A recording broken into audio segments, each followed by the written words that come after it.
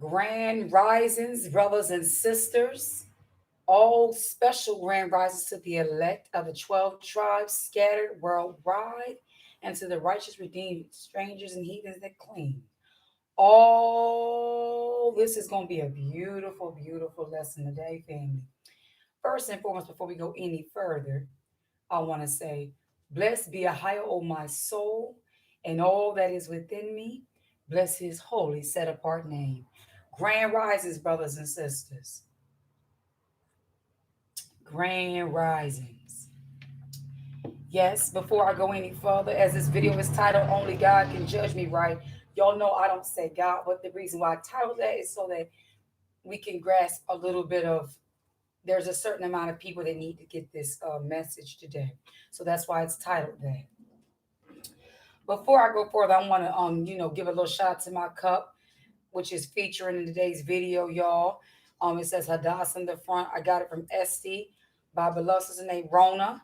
She makes mugs of our tribes in the back. When y'all know what my tribe is, shout out to Benjamin. That's right.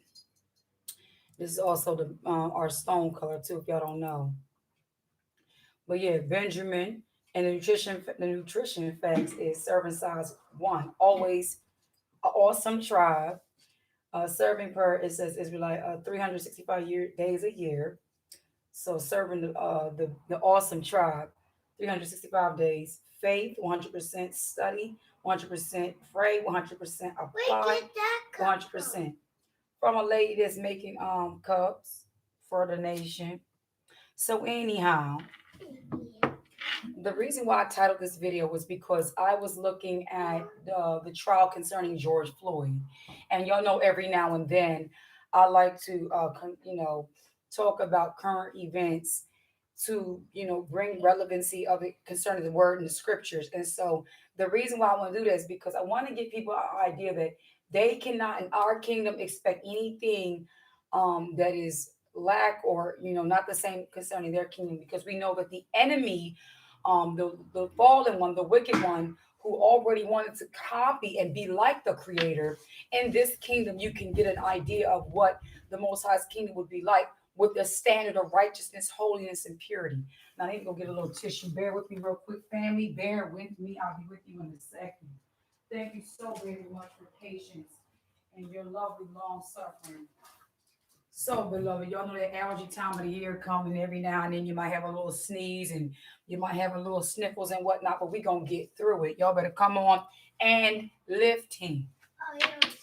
So, the Father wanted me to start with Jasher 12, which is the story talking about Abraham. But before I go there, I want to get back to what I was saying concerning the George Floyd situation. When we understand in this court, the court of law concerning this land and this kingdom, they have a judge and they have jurors. Okay. When it comes to the president of the United States, he has a House of Representatives, and it's never really about one person's word or one person's judgment.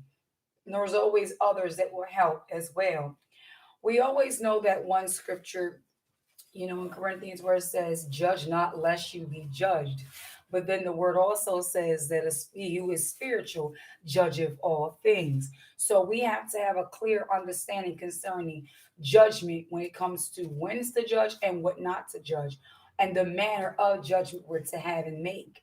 Now we see in this court system, in the judicial system on this earth, in this system, or in this law, I mean this kingdom, that the judicial system really isn't in favor for a certain people, which would be the children of the Most High, His people.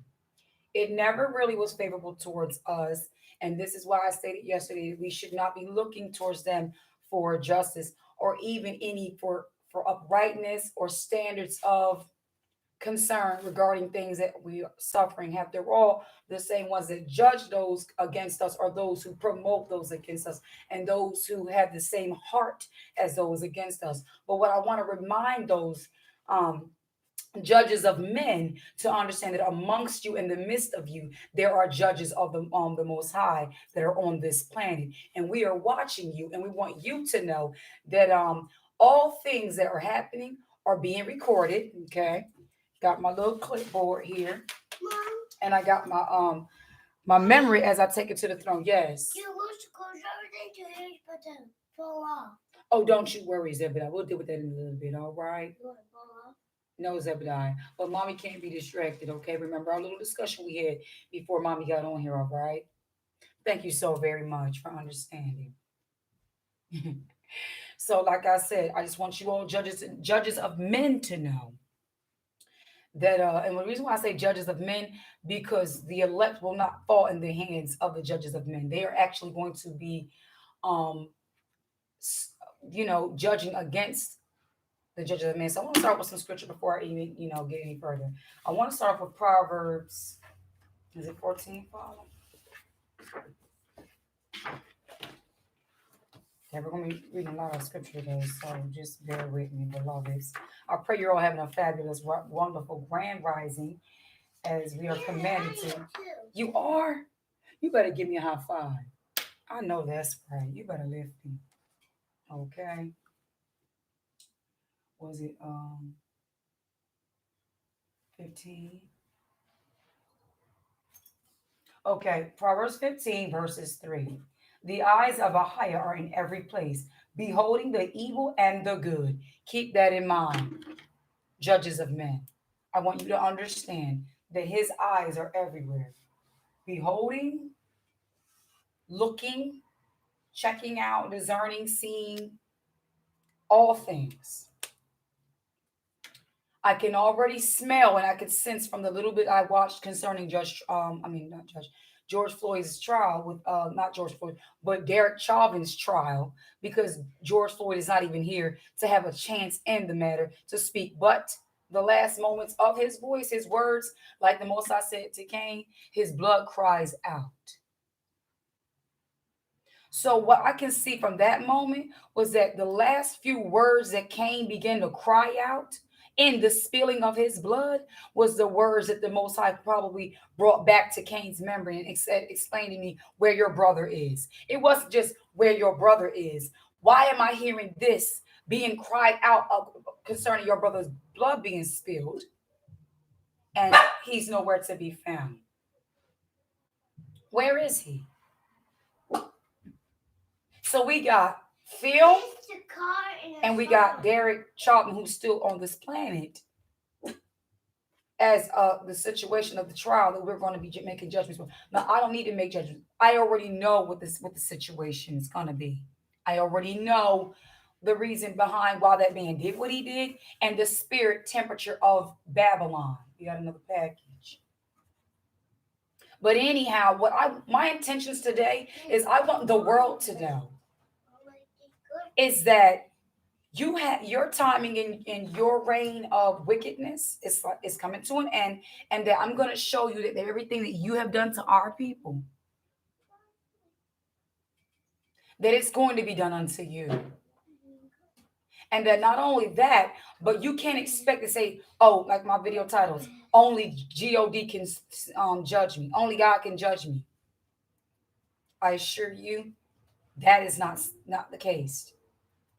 Because even in this system, you have jurors on the doggone stands. And if the jurors find someone guilty innocent or find someone innocent guilty, they shape the outcome of the judge. So his children on this planet, the children of the creator versus the children of men, we're on the planet beholding the good and the evil. And every tongue risen against us and our fellow brothers and sisters, we shall bring to your remembrance on the day of judgment. And by your words you shall be justified, by your words you shall be condemned. See, it's no different when they tell you you have the right to remain silent. Anything you say or do shall be held against you, correct? Same in our kingdom. There's something else I want to show you all. Verse 4. A wholesome tongue is a tree of life, but perverseness therein is a breach in the spirit. So not only does the Most High, the difference between his judges, the judges of the Most High, I am that I am, the Creator, versus the judges of men, is that we speak life. Our judgments are not intended to bring forth death. If you already are operating in that, if you're dead and your works are dead, you get the judgment of death. When you look at a judge in this world and they're wearing all black, when we understand what colors it move, what is that supposed to put you in the mind of family? Just think right there.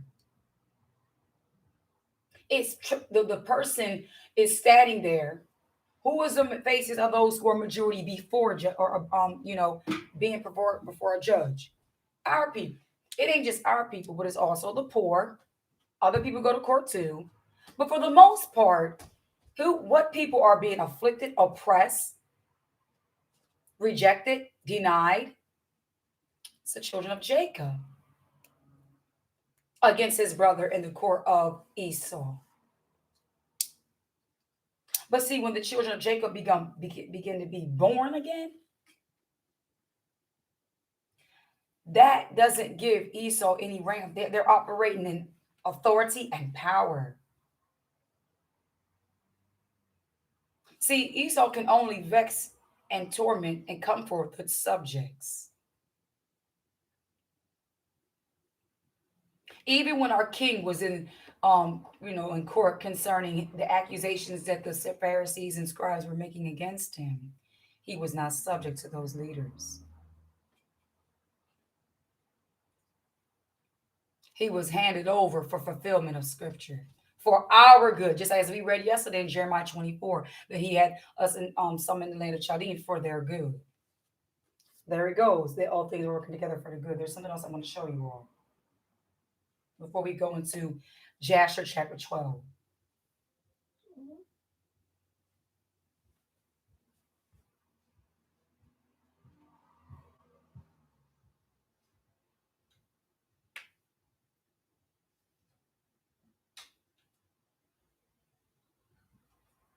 Okay.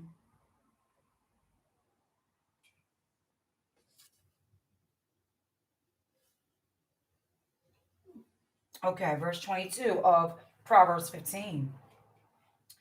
Without counsel, purposes are disappointed, but in the multitude of counsels they are established. What, sweetheart? What's the thing? That goes to show us, give me a second, that, like the word says, by two or three witnesses, all things are established. So also is it in our kingdom. You have the judge, you have the jury, you have the witnesses, you have, I took you up one thing. oh man, goodness, I don't know what this is about. But there are so many things that we see in our kingdom. This is why I want you all to say, those who have this mindset of only God can judge me, I want you all to understand that that's not the case. Because what our king has done when he died and he rose again, he's conquered the defeat of death, which is sin. He's overcome sin. So those who walk in his fullness, walk in his light as he walked in the light, they have the same power and authority that he has. That's the greater works that he will do, because there's more than one on the planet that's like that. And you guys don't know who they are. You won't even be able to see them. For the most part, you'll just think they're an average person sitting on a city bus, or just an average person working in the market, or just an average person, by and by. And lo and behold, you done came encountered with the kingdom has come nigh unto you, and they're very well judged, discerning and watching and peeping everything. So just don't worry. The eyes are out here, and we see you all. Now, in a few seconds, we're going to be reading Jasher chapter 12. But what I want you guys to understand is, if you guys ever seen, it's that makeup stuff. That new foundation. Okay, so if nice little gift. All right, so if you guys ever, pardon me for that interruption, seen the second trial of Derek Chauvin, if you haven't, I'll play a few clips of it just so you can get a taste and understanding of what the John Brown's going on, family. I just a few things I want to pick out, but before I get that, I want to read Jasher 12, and then we're going to proceed to a few of the clips that was brought out by the Derek Chauvin's case and trial. Okay. Now, what's amazing to me is that the whole world already condemned him. If anybody of you judges of men think we give a John Brown about your whatever plea or whatever he gets charged, I don't give a John Brown. I'm gonna tell you that right now, because they're gonna have to give him a easy street. I already know they are, because they already know what time it is when he gets in our court system. There will be, matter of fact, he's in. He's already condemned.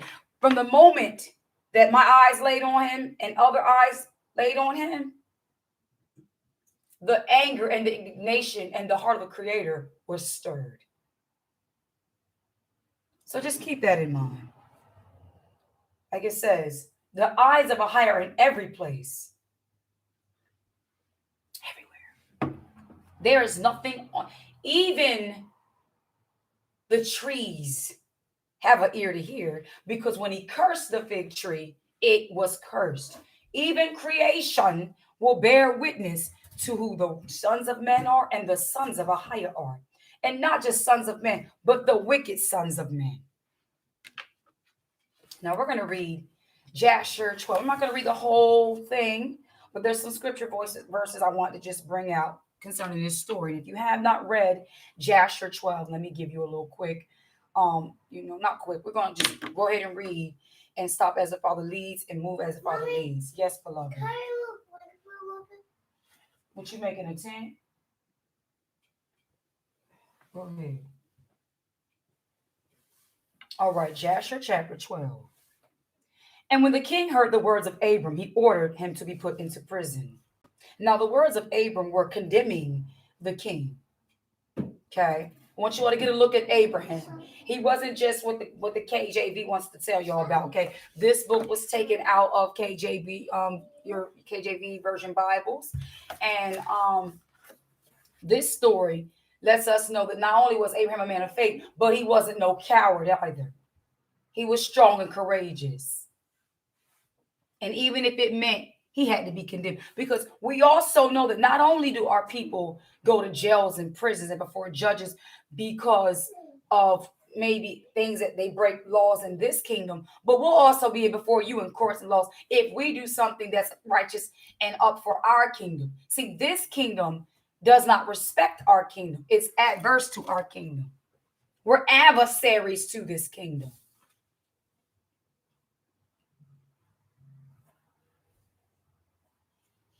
Oh, yeah, I need to read this before I go further. You just show me something. Proverbs 14, verses 25. A true witness delivers souls, but a deceitful witness speaketh lies. Witnesses are someone who give a report or anything concerning a story, a situation, a person, or an outcome. So the Most High told us in Isaiah 43, his people are his witnesses. There's got to be another people who's the witnesses of the wicked one. We're the temple of the Most High. There's a temple of the wicked one. Kingdom against kingdom, Matthew 24. There must be a kingdom of the Most High and a kingdom of the evil ones. So we look around on this planet. We don't see the kingdom of righteousness reigning right now, because things that are happening that are unjust we're always able to be passed and covered and hidden. But see, that day is coming to an end. Back to Jasher chapter 12, verses 1. And when the king heard the words of Abram, he ordered him to be put into prison. And Abram was 10 days in prison. Remember what the scripture says in Revelations, that the devil shall put some of you in prison. Did he say a little red punky guy with a little pitchfork? He said the devil, which means a deceiver, which means he's out here operating in deception. And those who speak against him, he wants to put them in prison. He's not a faithful witness. He's not delivering soul. This Babylon has actually destroyed souls, has swallowed up souls. Not just souls, but the souls of also the righteous.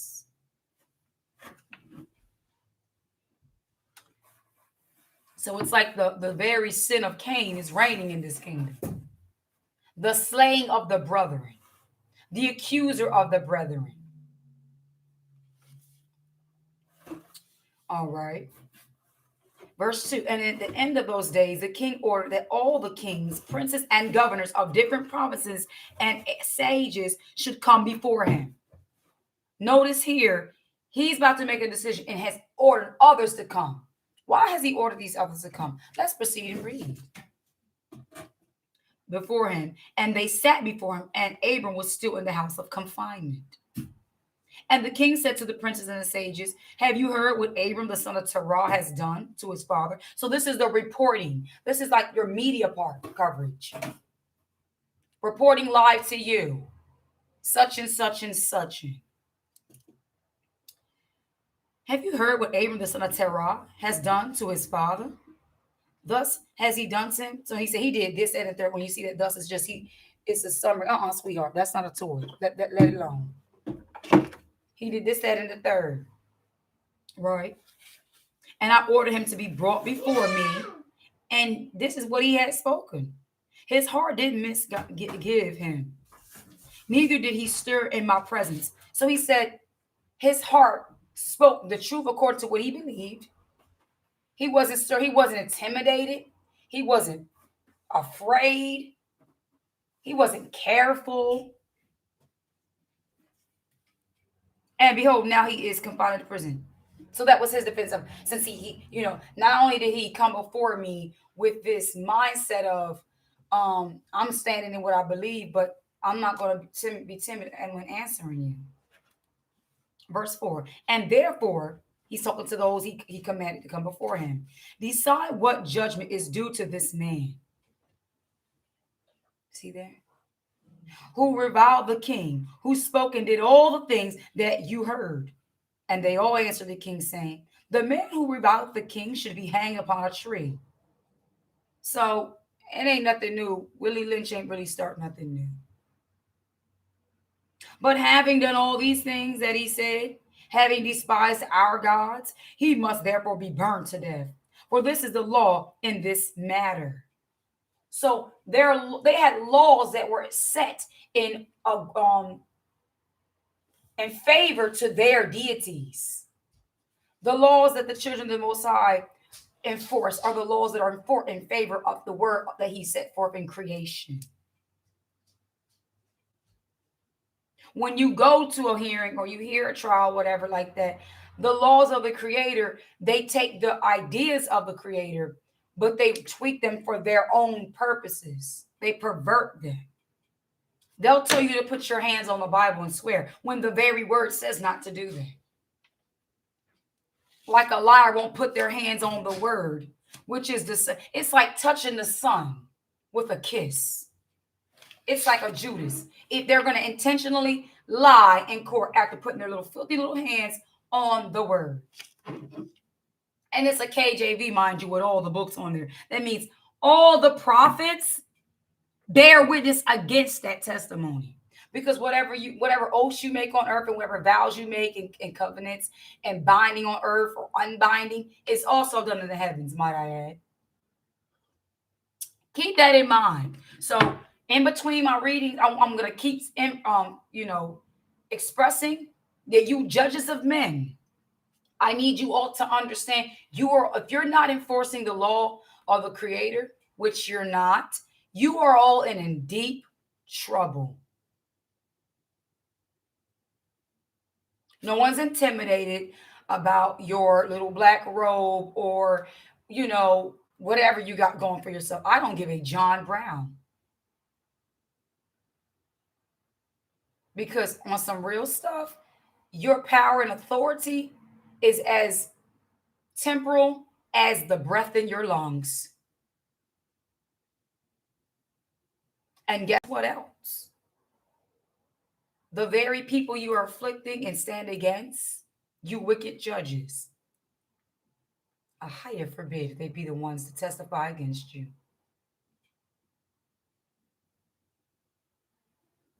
Because it won't be good for you.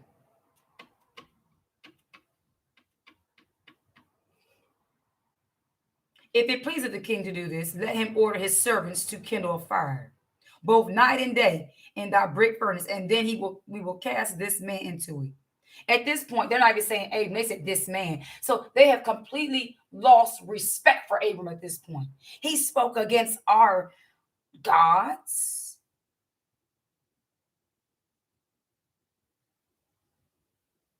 Once over here is Abram. Now over here is this man. That's how it happens when you get in their court systems. Your name doesn't really ring. It's the subject or black male.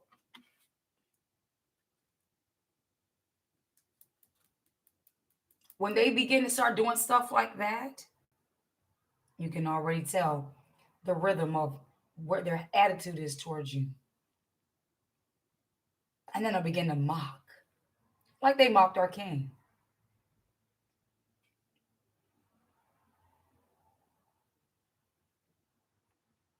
And the king did so. So the people presented to the king a proposition.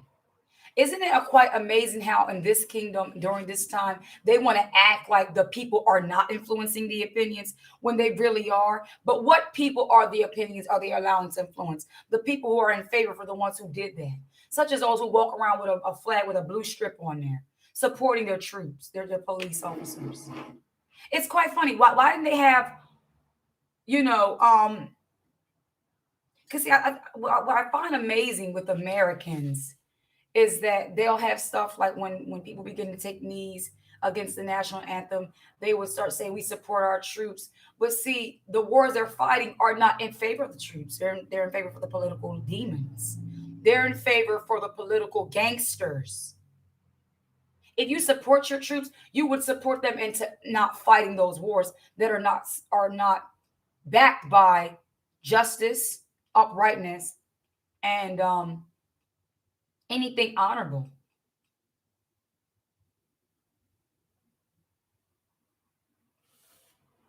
Oh my goodness, there's so much. Let us get a few scriptures. Where's my clipboard? Zebediah came over here, y'all. Bear with me. Got my little clipboard on the floor.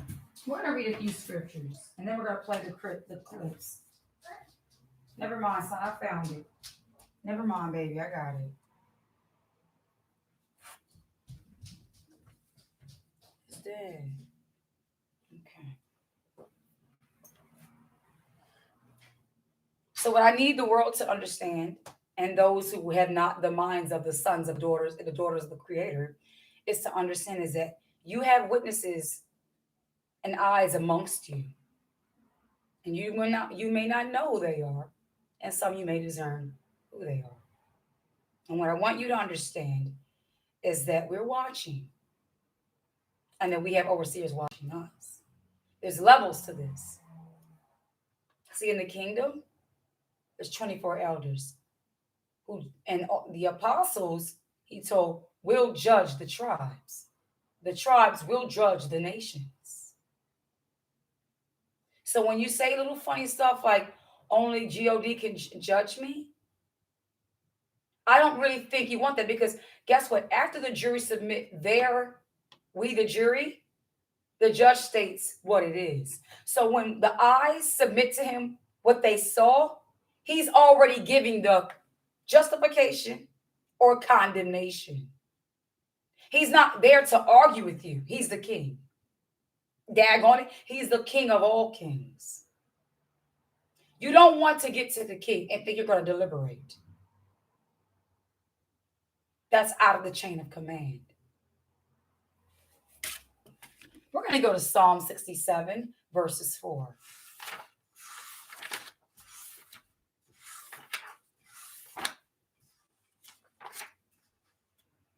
So just know this. Regardless of the outcome concerning Derek Chauvin, I guarantee you he has no peace at night. I guarantee you his health is declining. I guarantee you his family is crumbling. I guarantee that's the law of nature. Before laws of decision get to his destination of where his soul may go or what's going to be the outcome concerning him in this world, in this realm, the laws of the creator of nature are already working against him. It's like you're not going to jump off a building and think that the laws of gravity are not going to pull you down. That doesn't make sense. So you don't shed blood. You don't take a life and think that your life will not be taken from you. I don't know where that applies. I don't know why Esau thinks that can they could actually destroy, because he said my word will not, though heaven and earth perish, my word will not move. That means my laws, they're not changeable. Man's laws are changeable, tweakable, and all this little somebody slips some money on the table. If there's somebody's in a cult, or somebody's in a group allegiance, they might wink an eye, whatever, like that, have you may. But the Most High is not playing that. He doesn't care celebrity, rich, poor, popular, loved. He doesn't give a John Brown. 67 verse 4. I want to start at verse 2. No, I want to start at verse 1. A psalm of Ahijah. Be merciful unto us and bless us, and cause his face to shine upon us, that thy way may be known upon earth. Why may his way be known? Because the earth does not know the ways of the Creator, because the ways of Lucifer, the wicked one, who has the possession of the earth in his hands and is promoting his way, has perverted the way of the Creator. The earth has not known true righteous judgment, but they have an expectation for it, because everyone wants justice done unto them. So we're not foreign to it. It's only when it's not in us, when we're not in the situations, we tend to have a different view about it.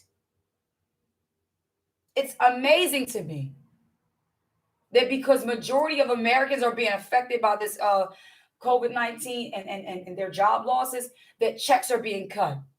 But when our people were released out of slavery and they needed to up an ante to get on their feet, something like that wasn't provided for him. But the Jewish people are getting cuts. The Japanese got cuts.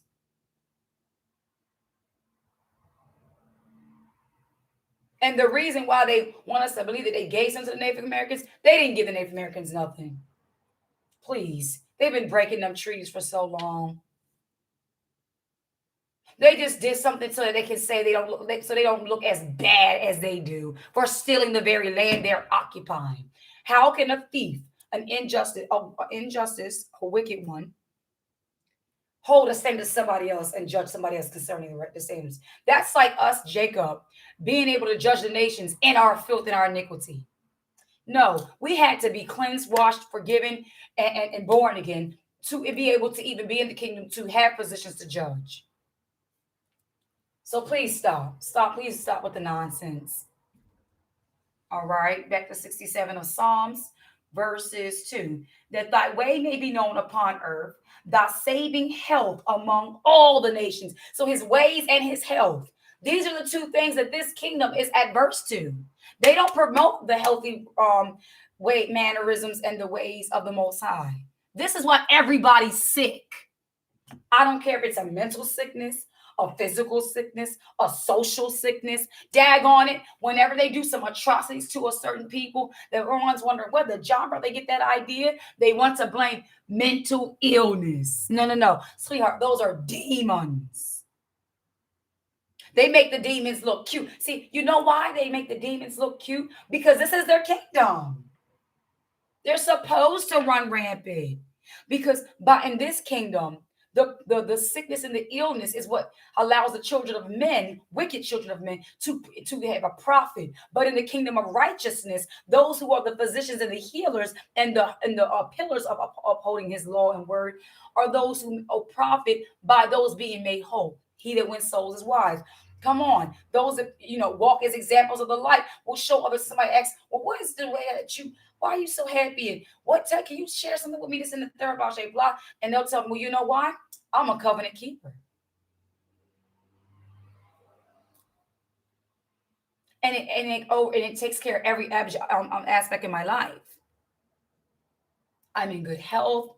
I have good sound mind. I'm able to take on any task because I know he's with me. Anything that works against me, I know it's going to work out for my good. Let the people praise thee, O Ahijah, the husbandman. of all the earth. Let all the people praise thee. Oh, let the nations be glad and sing for joy, for thou shalt judge the people righteously. See that? The people will not rejoice, cannot rejoice, because why? Of injustice, unrighteous judgments. When the righteous rule, the people rejoice. When the wicked rule, the people mourn. It breaks my heart to see my brothers and sisters seeking expectations, digging their hands in a bag that there's a hole at the bottom, and their hands still twirling around, and they can't figure out there's some air down there. There's a hole in the bag.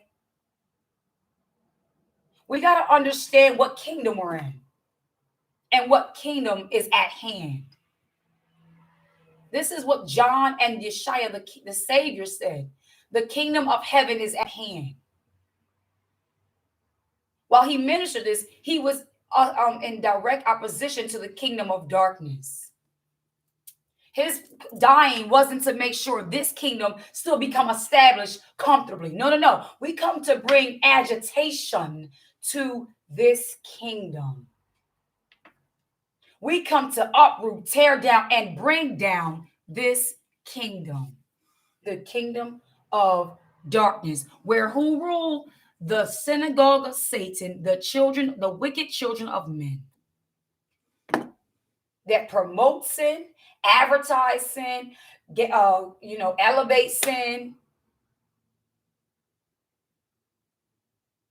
to just poke a finger at the Creator.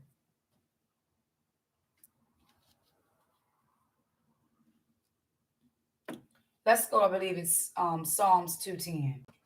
I believe it's 2:10.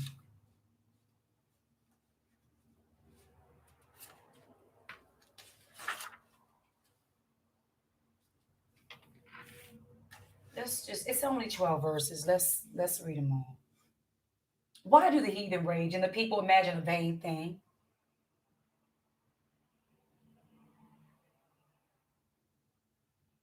So much right there. I don't know why. Their vain ideas, their vain raging accusations, and promoted hatred towards Jacob only condemns him the more. Rather rage in action, rage in words, or rage in heart. Because even you settle quiet little supremacist ones, even in your silence, through discernment of the Holy Spirit, we see you. You know what's amazing? We don't have to idle the book. We don't have to idle the scriptures. It's living in us. We don't have to idle vanity. We don't have to idle or give a John Brown about your opinions and what you're doing, because we know that as long as the word is living in us, all your vanity, all your raging is basically doing is adding charges to your cases. Because a day is coming. A day of reckoning is coming. And if you were wise, you'd shut your mouth up. If a person's watching and you happen to be patriotic or racist or whatever have you may, and to some extent, you just don't know why you hate Black people, or you don't understand this whole thing, what I want you to understand is that the Creator formed you that way. What do you mean? You mean to say maybe a loving God can make someone evil? Absolutely. 2 Timothy 2 tells us that you were already predestined at the will of the Creator to be in the hands of the wicked one.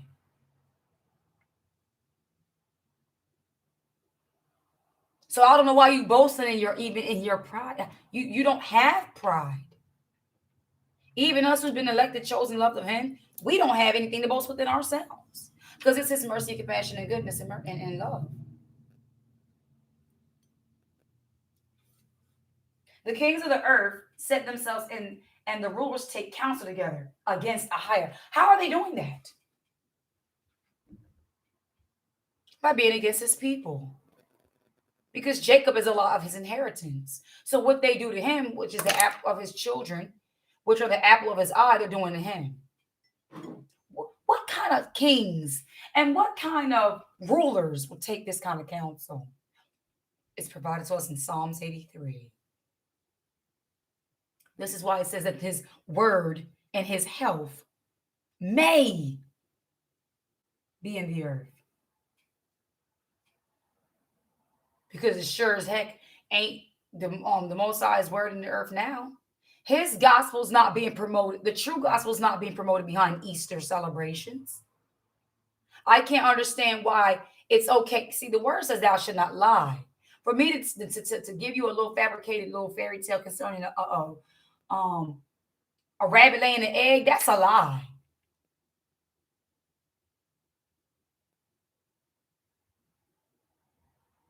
I guess that's when they want to add the little chickens in there.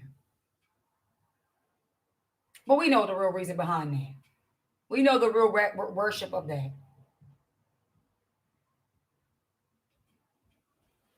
And if you don't know, beloveds, I encourage you to grab yourself this book that properly identifies that, which is called The Two Babylons. Romanism and its origins. Get the origins of Rome. And see if you're probably practicing in the origins of Rome. Because when Yeshua the Savior was on the scene, Rome wasn't worshiping the Creator. I don't know when the popes were ever a holy people. They asked the true Savior what truth was. When did they all of a sudden know truth? That is embarrassing. For him to ask, Pontius Pilate to ask, what is truth? That means he was in fellowship with lies and deception. Because the word says he is truth. So he asked him who is what. He basically asked him, who are you? What is your truth? What do you mean your truth? You're not truth. Because we've already established what truth is in our practices, in our way of life. That's like the Nabal's heart when he was asking about David. Like, who's David? In other words, who is a man that I should regard? What is truth that I should regard truth? This is the attitudes of the leaders and those who would take counsel against the Creator and against his anointed.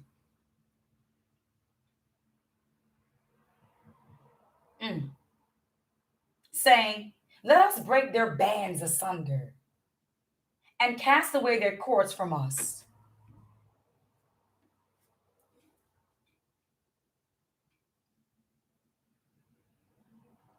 And get rid of the evidence.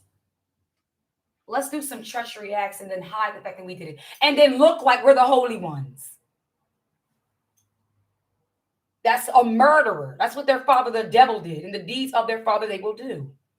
See, a person doesn't have to be in dirt to have their spirit be murdered. See, what was done to George Floyd wasn't just done to George Floyd. See, it was done to all of us.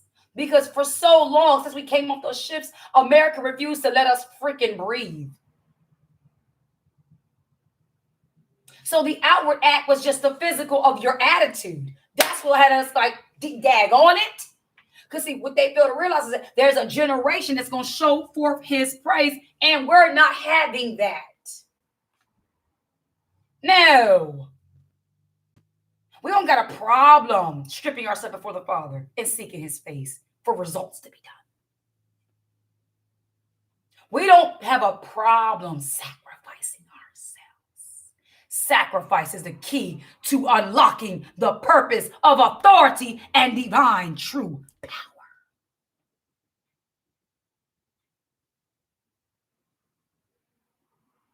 While y'all talking with your little funny little all that nonsense, telling the jury that they gotta write notes and leave their notes on the table, and you're gonna look over their notes. And if a note, so you can look into the minds of, see, the man who was rejected by the creator, which is Esau, he loves to try to play the creator. He loves to act like he is the Holy Spirit by wanting to be an overseer of everything. That's why you got these daggone cameras every darn where. See, he wants to tell the jury to leave their notes on the table so that at the end of the day, they can receive their notes. And it was so on each break, they can look over their notes and see if this person's a problem for us. And we'll find some kind of excuse to tell them we don't want you on the jury no more. If they're speaking faith, we want to see, because they're having an idea of where the flow of or the rhythm of the understanding energy of the jury's going by their notes. And it always, and you want to know something else too, family? They intentionally invite our people to juries, right? That they know that they was to go to jury, they would lose their house and everything like that. So they would say, we invited these people, but they didn't really. This is why we have outnumbered of white jurors versus black jurors. When we're dealing with the racial type of crimes, when for the most obvious part, it's always majority the white ones causing some funny looking ruckus. It's always Esau. How about you have a robotic jury? Will we ever have that? Where the robot just basically would listen to something and would just say guilty according to the downloaded laws within it? Since you're making everything else robotic. But then at that point, we'll have to realize that you probably formed the robots to be racist as well. Because that's what this whole system's about. From advertisement to their educational system, to their financial system. Everything is established by rejecting Jacob. Why? Because in our kingdom, you're rejected. Let's read some more in Psalms 2. He that sitteth in the heavens shall laugh.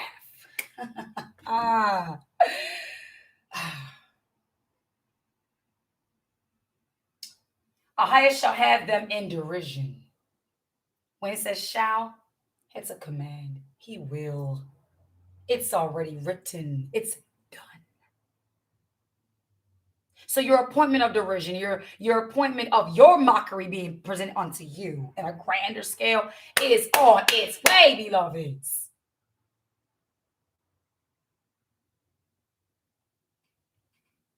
Then shall he speak unto them in his wrath and vex them in his sore displeasure.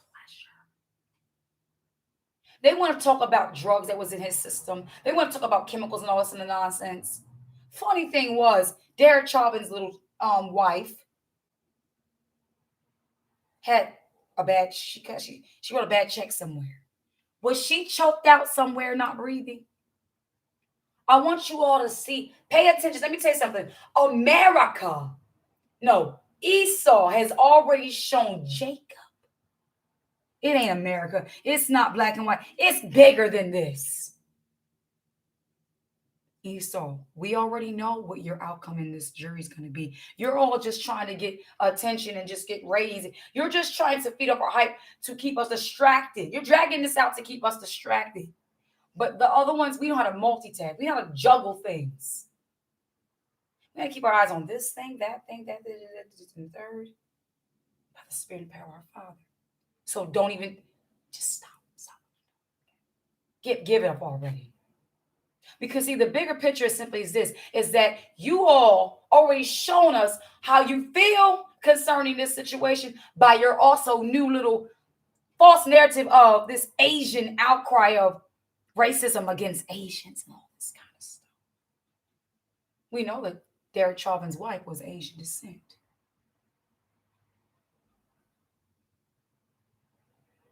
And they also know that Asia and China and all of them are actually the main support system of Esau because Jacob began to pull out. And China makes majority of the things in America.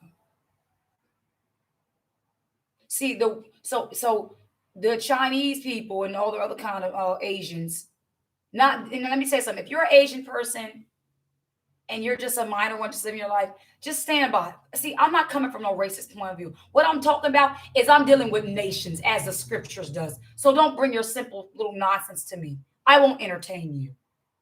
What I'm simply letting it be known here is simply this: that bottom line, they're not going to let, because see, they only promote those who make sure they're not hurt in a business sort. So because business wise, they're benefiting from Asian Americans. They want to make sure, hey, because this is what the whole thing about this economy thing. See, this is their whole little promotion of sending out stimulus checks and giving advice on how somebody should spend their stimulus money and all this other stuff. And so that they can try to stop the falling of this nation, Edom, and those that uphold it. But all they're doing is crippling it the more. That's all they're doing.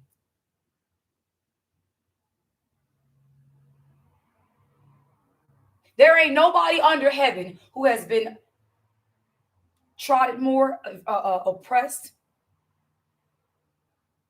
or treated ill any more than children of Jacob. The children of Jacob are the Negroid, Native American Indians, Hispanic, and the Taino Indians. So just stop it. And that's everywhere. They go by the bywords of Jamaicans, or Haitians, or Dominicans, or Puerto Ricans, or Hawaii. Some Hawaiians. They got these bywords.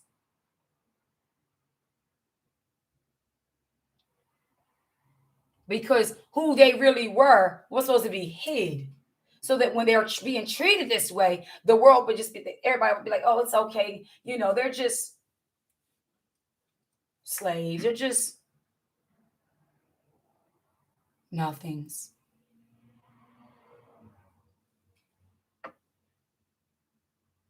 Yet have I set my king upon my holy hill, Zion. There he goes. That lets you know who the chief cornerstone is. He set the king upon Zion. He's not established in Israel, the state of that.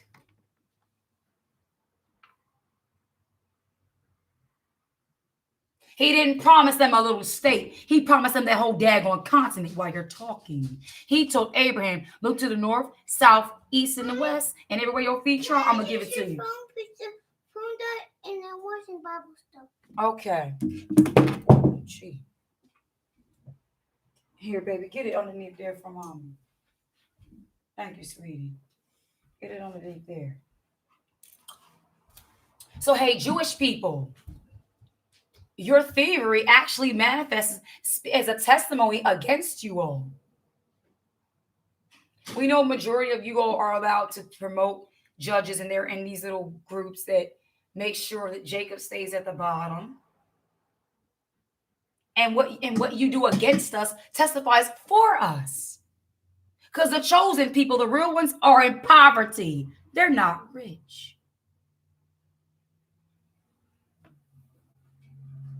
Was our king rich when he was in this kingdom? Was he rich according to this kingdom? They try to make that be the Abrahamic blessing. Stop. Because Abraham had men follow him in righteousness. Y'all not leading no one in righteousness. There should be no gay parades on that soil if the chosen people have touched down. Gay parades in Tel Aviv and all this nonsense. The filth. What the word says, that the Gentiles shall trample the holy city until the time of the Gentiles be fulfilled. So until y'all time is up, we're enduring the sufferings. Meanwhile, storing up treasures in the heavens where no man can rob. So we may look like we're poor. We may look like we're nothing. But we are precious in his sight. And you may think, oh, it's good. See, don't be too confident to be an afflictor in a kingdom that is temporal. When you know any minute now, at any time, that trumpet can blow and that sky can crack. So, oh, you judges of men, take heed. Because the judge of all judges, he got a list. And he's taking taking things in the notes. And guess what's amazing though? He knew what your little wicked behind was going to do before you was even born. So that's why so that's why he knows when your time's for you to go is because you don't fulfill everything according to the law written out according to your name. It's no surprises. Most High wasn't surprised when he saw George Floyd on that street, however, he could not breathe. He wanted his children who are still gambling with their souls and their lives, who want to keep thinking that it's okay to play around with the wicked ones, who want to be comfortable with the wicked ones. It was what we call a rude awakening. That you better come from out amongst them.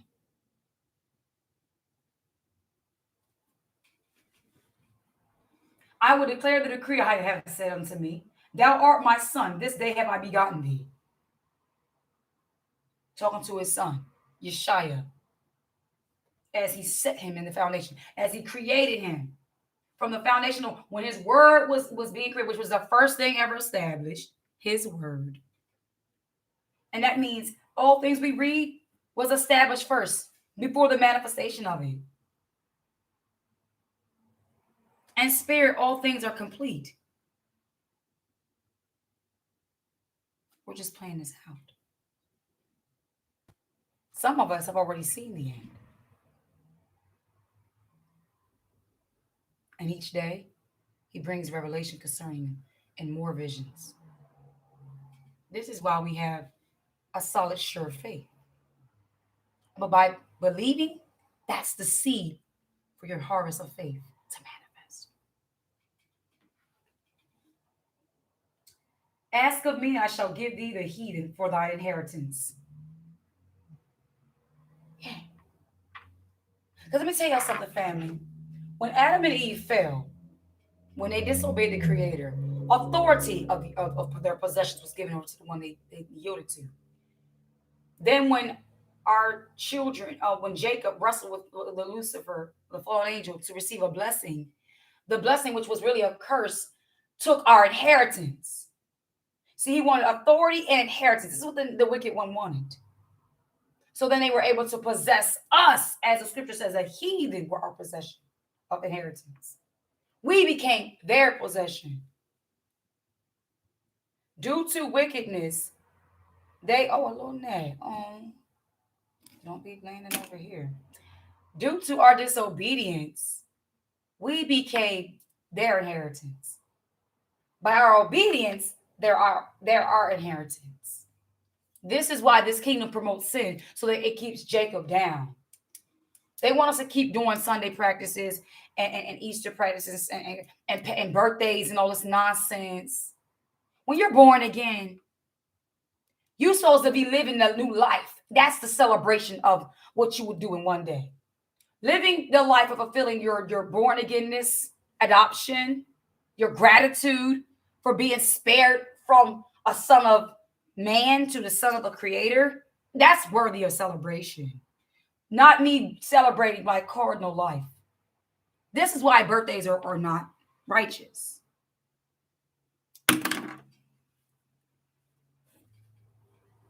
And I'm not saying that to make somebody feel bad. I'm just saying it to shed light.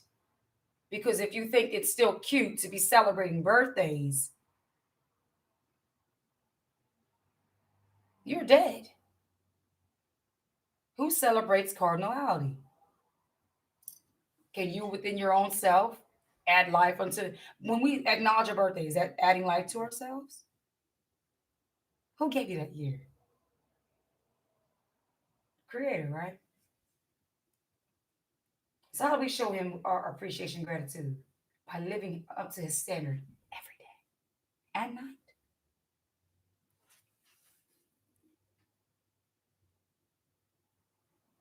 He said, ask of me, I shall give thee the heathen for thine inheritance, and the uttermost parts of the earth for thy possession.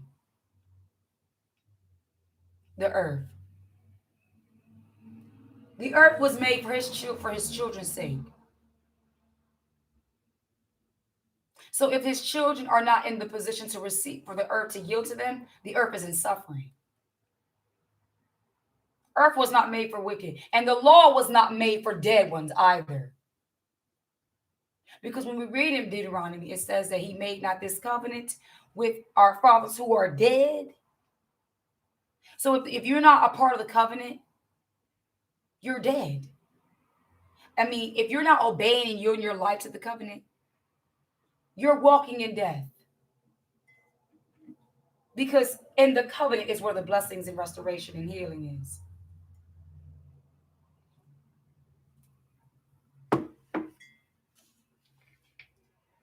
Thou shalt break them with a rod of iron. Thou shalt dash them in pieces like a potter's vessel. Be wise now, therefore, O you kings. Be instructed, ye judges of the earth. We got to be wise how we move out here. Judges of the earth are the children of the Creator. Be instructed, which means be of the law. Because see, the law is the rod and staff is the instructions. The rod and staff is the Most High's word. And so by being instructed means being conformed to the word. Therefore, you're able to be a judge of the earth. You're not going to be the kind of person that's like, I don't hate nobody, but I just don't agree with this. No, I hate the workers of iniquity. Period. Stop acting like hate is wrong. And then when truth is mentioned, people, stop trying to make truth be identified or mentioned with hate. Truth is simply truth. Somebody would say the truth and they'd be like, I'm not hating or nothing. Why are you mentioning hate? This is why the truth said they hated him, because truth really is hated. People don't really welcome truth in their life. They really want fabricated lies.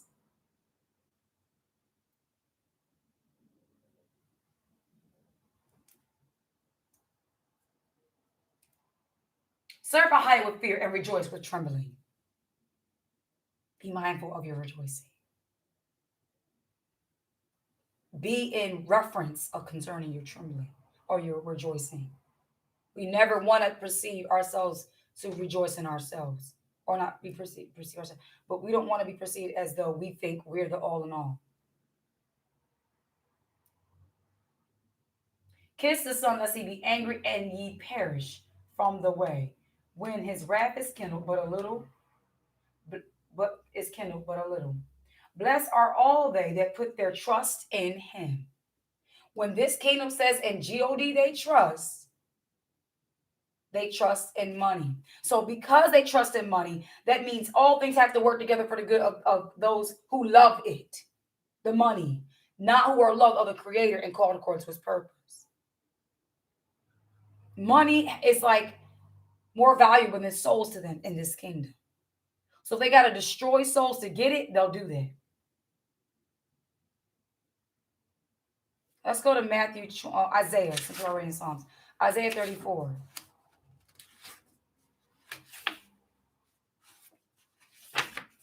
And we're going to play some clips concerning the trial. And I want you all to listen and discern. And just try to fine-tune your discerning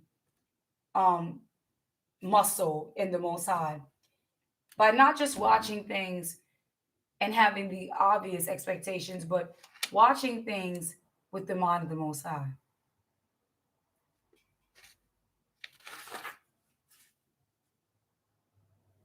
Come near, ye nations, to hear, and hearken, ye people. Let the earth hear, and all that is therein, the world and all the things that come forth of it. For the indignation of Ahai is upon all nations, and his fury upon all their armies. He hath utterly destroyed them. He hath delivered them to the slaughter.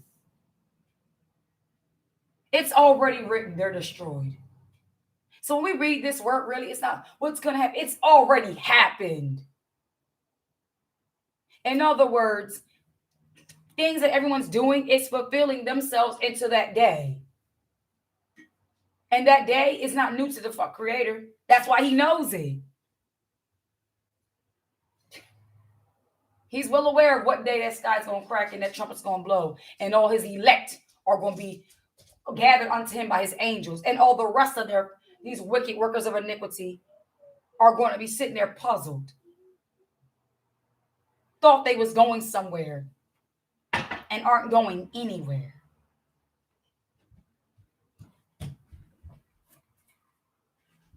Their slain also shall be cast out, and their stink shall come up out of their carcasses, and the mountains shall be melted with their blood, and all the hosts of heaven shall be dissolved, and the heavens shall be rolled together as a scroll, and their host shall fall down as a leaf falleth off from the vine. Their host is their wicked fallen ones they worship, who they get their advice from, who direct them in this wicked tree.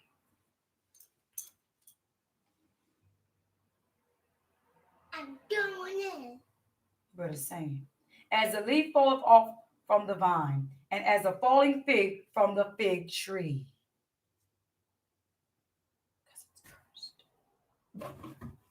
It's not gathered. This is what when you're understanding falling, it's not gathered. The angels are going to gather the elect.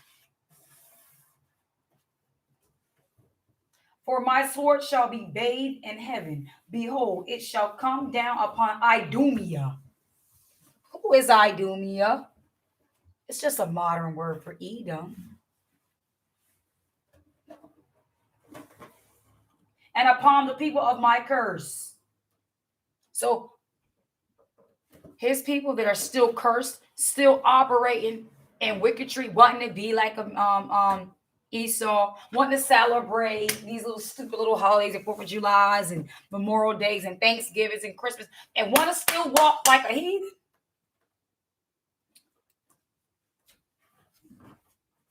Your portion of death will be with them. Your reward's coming. You better stop playing around and denounce this kingdom, if it be at all possible for you. And walk in righteousness, not religion. You're going to have to swallow your pride. You're going to have to shake off, break off to shake off, and wake up to John Brown, daggone it, wake up.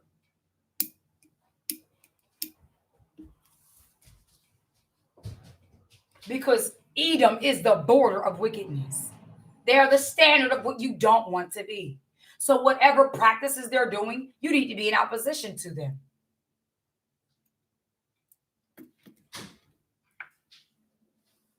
And upon the people of my curse to judgment. The sword of Ahiah is filled with blood. It is made fat with fatness and with the blood of lambs and goats, with the fat of the kidneys of rams. For Ahiah has a sacrifice in Basra, and a great slaughter in the land of Idumea. A great slaughter in the land of Idumea.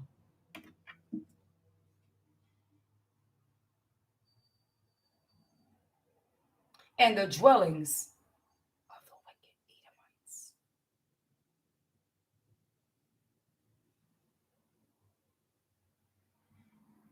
And the unicorn shall come down with them, and with the bullocks with the bulls, and their land shall be soaked with blood, and their dust made fat with fatness. For it is the day of Ahiah's vengeance, and the year of recompenses, for the controversy of Zion. Y'all not, this is why we know you're not gonna handle it, because he gonna handle it. You can let Derek sit up in there with that suit on, looking like to present himself as a respected man. He needs to have an orange jumpsuit on.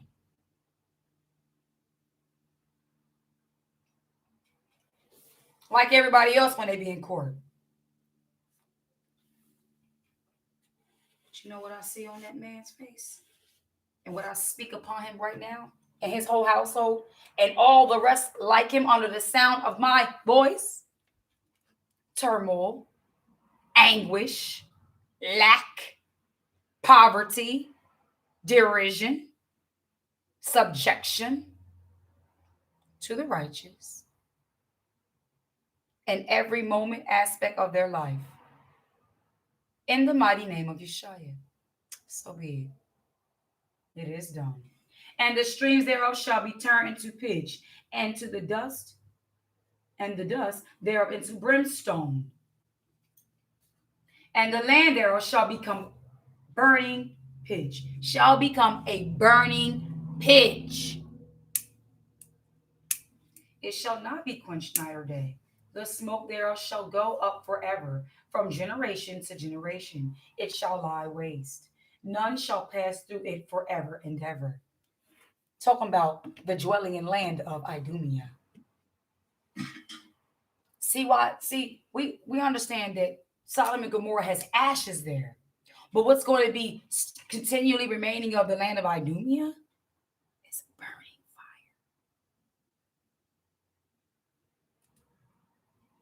There you go. Must be the dwelling place of the lake of fire. See, their dwelling place are going to become lake of fire because they're living in exalting sin and iniquity and wickedness and evil. But the cormorant, and the bittern, I guess like those who have commemorate, and the bittern shall possess it. The owl also and the raven shall dwell in, and he shall stretch out upon it the line of confusion and the stones of emptiness. So there's stones of emptiness. He told us in Second Peter's 2:9, 1 Peter 2:9, where the stones, lively stones. They're empty.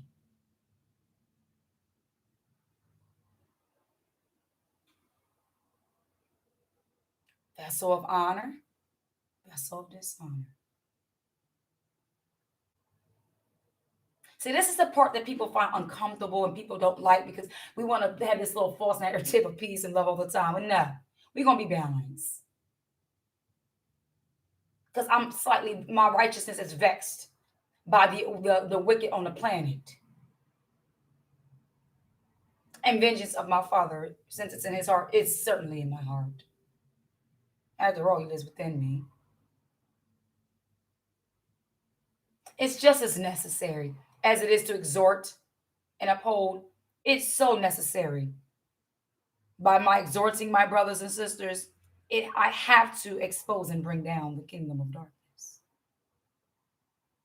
You can't encourage someone up while somebody else is telling them they're nothing. And I acknowledge that.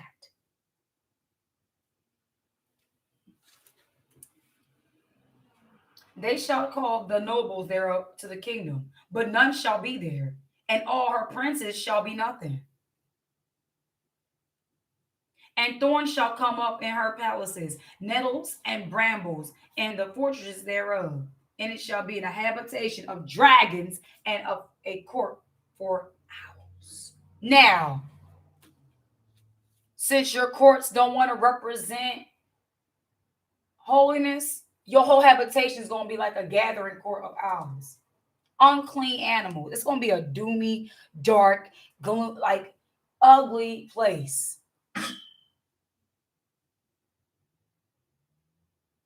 You're going to live. That's why it says hell shall meet you.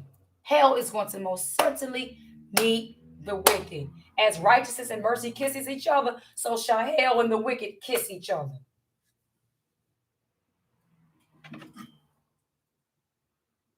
There shall the great owl make her nest, and lay and hatch, and gather under her shadow. There shall the vultures also be gathered, everyone with her mate.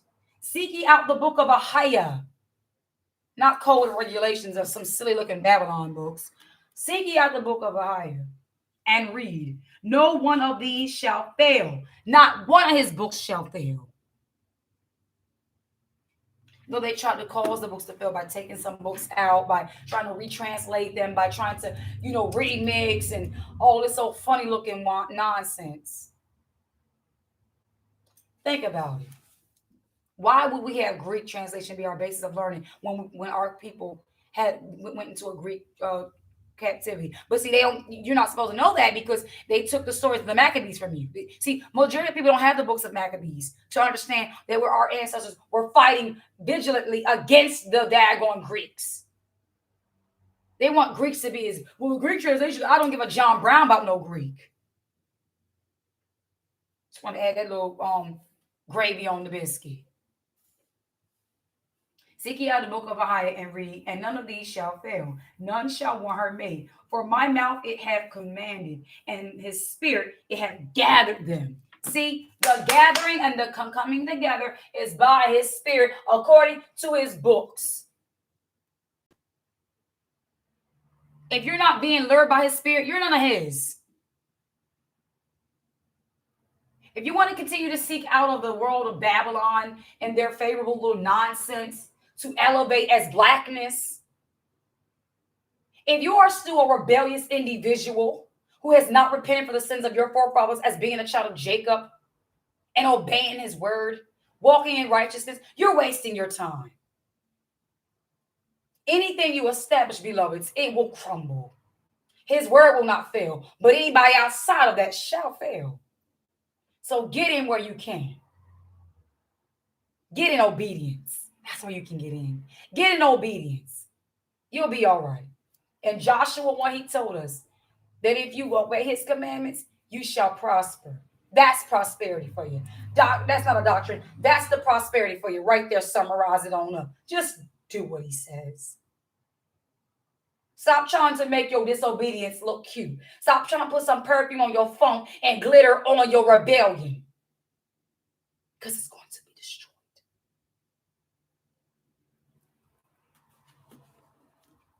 And he hath cast the lot for them, and his hand hath divided unto them by line. They shall possess it forever. From generation to generation shall they dwell therein. And let's stop here. Oh, Zebediah took my phone, so I'll just play it from my computer.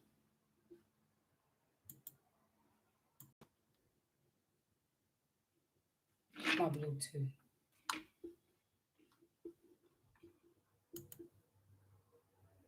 See, when I heard the man say to the people that you need to take notes and leave your notes on the table at the end of the day, for who? For who to look over the notes? What, you gonna have some drone come over? What, you gonna be reading their notes? That was suspect. Okay.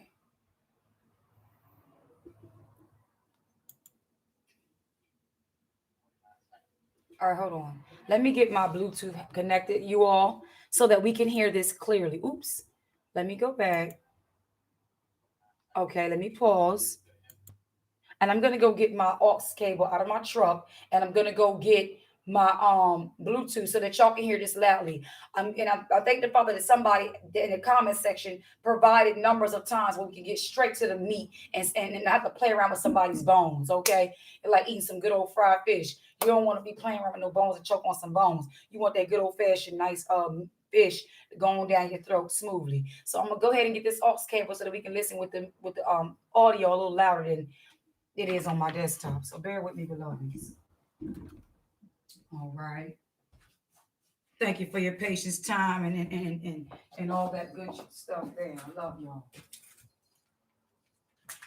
And listen here, dear. We're not doing this run around. You stay right there. I'll be right back. Stay right there.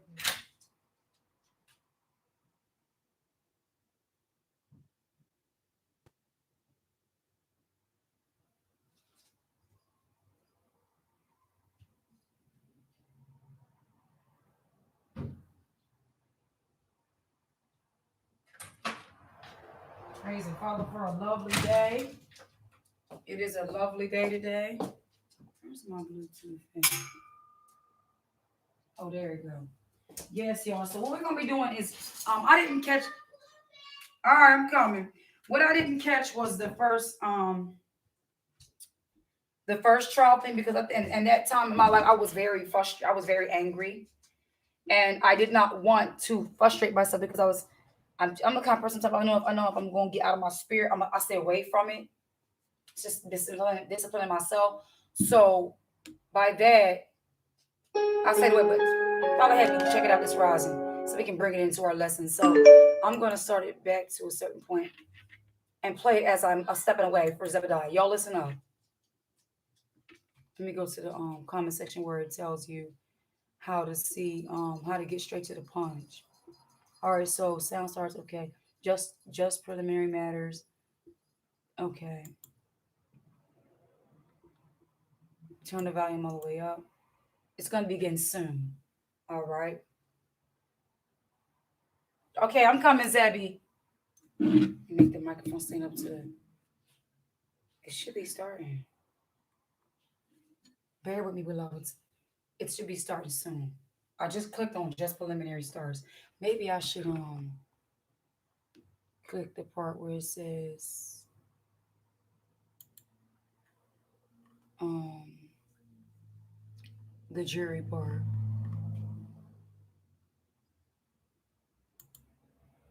Okay. The jury instructions. Yeah. Do you swear or affirm that you will be attentive during this trial and follow the instructions of the court so that you may reach a fair and just verdict, that you will not discuss this case with anyone until submitted to you for deliberation, and will keep your verdict secret until it is delivered to the court? If so, say I do. Thank you. You may be seated.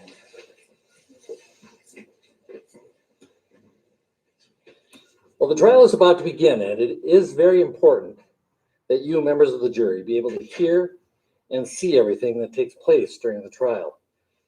If you suffer from some hearing loss and would benefit from amplified sound, then please raise your hand now, and we'll make sure that you get a hearing assistance device.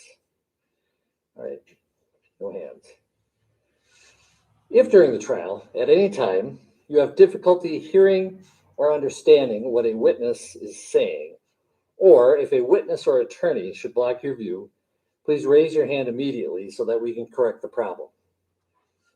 Now, during the trial, you are going to hear the testimony of several witnesses.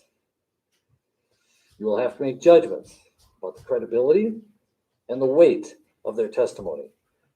Be patient and listen to the testimony of all the witnesses.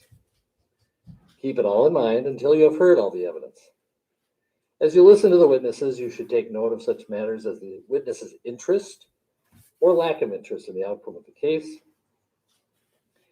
the ability and opportunity to know, remember, and tell You the get a look facts, at Derek's face now. You can. their experience, frankness and sincerity or the lack thereof, the reasonableness or the unreasonableness of their testimony in light of all the other evidence, and any other factors that bear on the question of believability and credibility.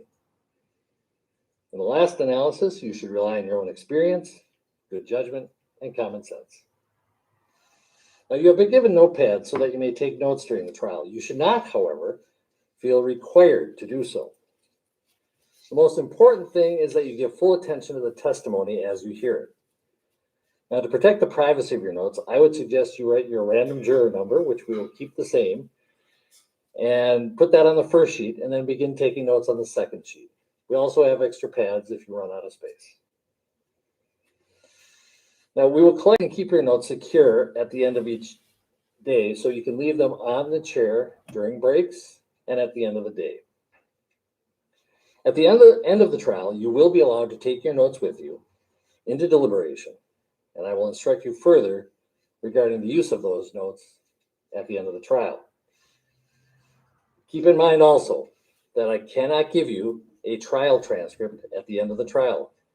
No such transcript can be prepared for your deliberation.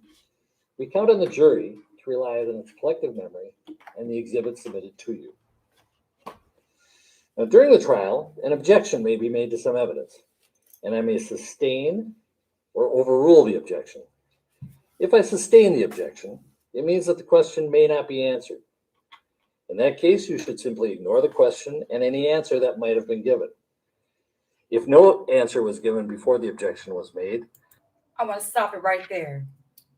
What type of question should be ignored in a court? It's either a question that would probably they seem unnecessary, or they would deem as probably something that would search for further information that they feel they can't provide, or something that's condemning. I'm sure no one's going to ask them, what did you eat for dinner last night? What's your favorite color? Something stupid.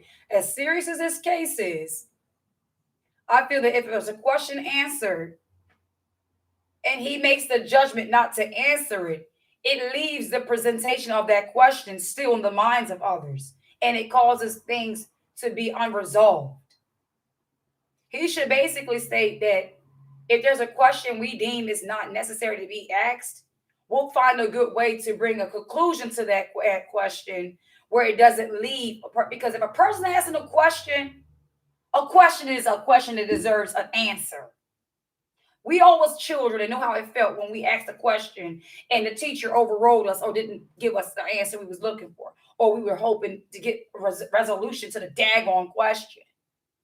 It makes you feel like you're not valuable and your question's not credible because he's wanting to tell them how to discern a witness. A witness can be any person from any forms of life. A person's background can sometimes affect and not affect an outcome of what they witnessed. We know out there in broad daggone daylight and on the street, all kinds of people saw that. The public and nation and the world already expressed their grand disgust for the not brand new, but the continual police brutality and basically the perpetual hatred of Esau against Jacob. They're not treating Asian Americans like this. So Asians, you really don't have no real problems. I'm gonna need you to step aside and go have several seats somebody's where.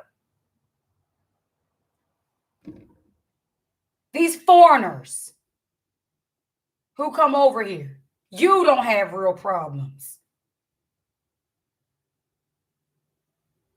You want to complain about problems that you're coming here? It's the children of Jacob being held hostage at borders. It's the state of Texas. Oh, yes, state of Texas. How you doing? With your judgments over there. How you doing, Texas? Anyway, it's the state of Texas with their racist history. And that wicked governor that wants to act like Texas is such a white rodeo conquering state. They're like Florida to me. To the point where the Most High is showing you that the supreme white attitude is fading out because you're supreme according to your wickedness. You can't have your pride and not take ownership for your wickedness on how you got your pride. You got to pick one or the other. You can't be wicked and great. Right? So that's the problem with me. He also said with the notes, put their numbers on there to keep it private. Like somebody don't know where somebody's sitting at. Ooh, it did not just start over. Hold on, let me go back to the bottom part. Let me move this speaker.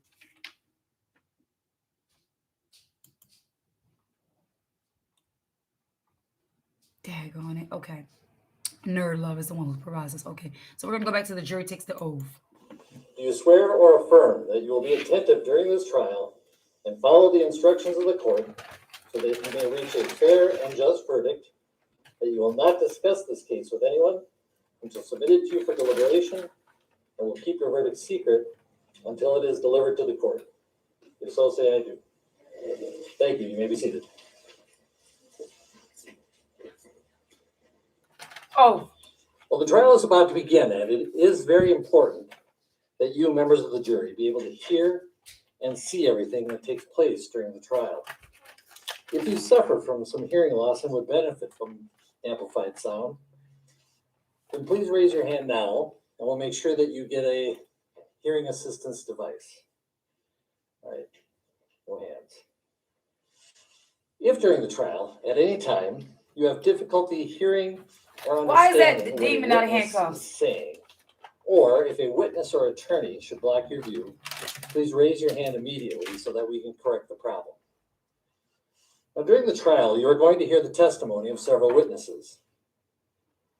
You will have to make judgments about the credibility and the weight of their testimony. Be patient and listen to the testimony of all the witnesses. Keep it all in mind until you have heard all the evidence. As you listen to the witnesses, you should take note of such matters as the witness's interest or lack of interest in the outcome of the case, the ability and opportunity to know, remember, and tell the facts, their experience, frankness and sincerity or the lack thereof, the reasonableness or the unreasonableness of their testimony in light of all the other evidence, and any other factors that bear on the question of believability and credibility. In the last analysis, you should rely on your own experience, good judgment, and common sense. Now, you have been given notepads so that you may take notes during the trial. You should not, however, feel required to do so.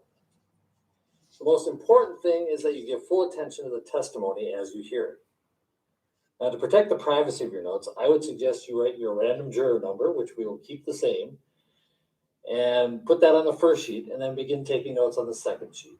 We also have extra pads if you run out of space. Now, we will collect and keep your notes secure at the end of each day, so you can leave them on the chair during breaks and at the end of the day. At the end of the trial, you will be allowed to take your notes with you into deliberation, and I will instruct you further regarding the use of those notes at the end of the trial. Keep in mind also that I cannot give you a trial transcript at the end of the trial. No such transcript can be prepared for your deliberation. We count on the jury to rely on its collective memory and the exhibits submitted to you. Now, during the trial, an objection may be made to some evidence, and I may sustain or overrule the objection. If I sustain the objection, it means that the question may not be answered. In that case, you should simply ignore the question and any answer that might have been given. If no answer was given before the objection was made, you should not speculate about what the possible answer might have been. Similarly, if I instruct you during the trial to disregard some statement that a witness or attorney has made, then you must disregard it. If I overrule the objection, it means that the question may be answered. In that case, you should treat the answer like any other answer. Similarly, if an exhibit is received despite an objection, you should treat that exhibit like any other evidence. From time to time during the trial, the attorneys will need to discuss issues of law or scheduling matters with me. If these discussions are brief, the lawyers and I will use the wireless headsets while the white noise is on. If the discussions are lengthier, I may take a recess. Please understand, we are not attempting to conceal anything from you, which it is necessary for you to hear. I ask that you be patient when we have these discussions, even though they may interrupt the case. And just as an aside, we are scheduled to have the time between 8:30 and 9:30 every morning set aside for the lawyers to argue legal issues. So hopefully we can handle most of that before we start again at 9:30 each morning.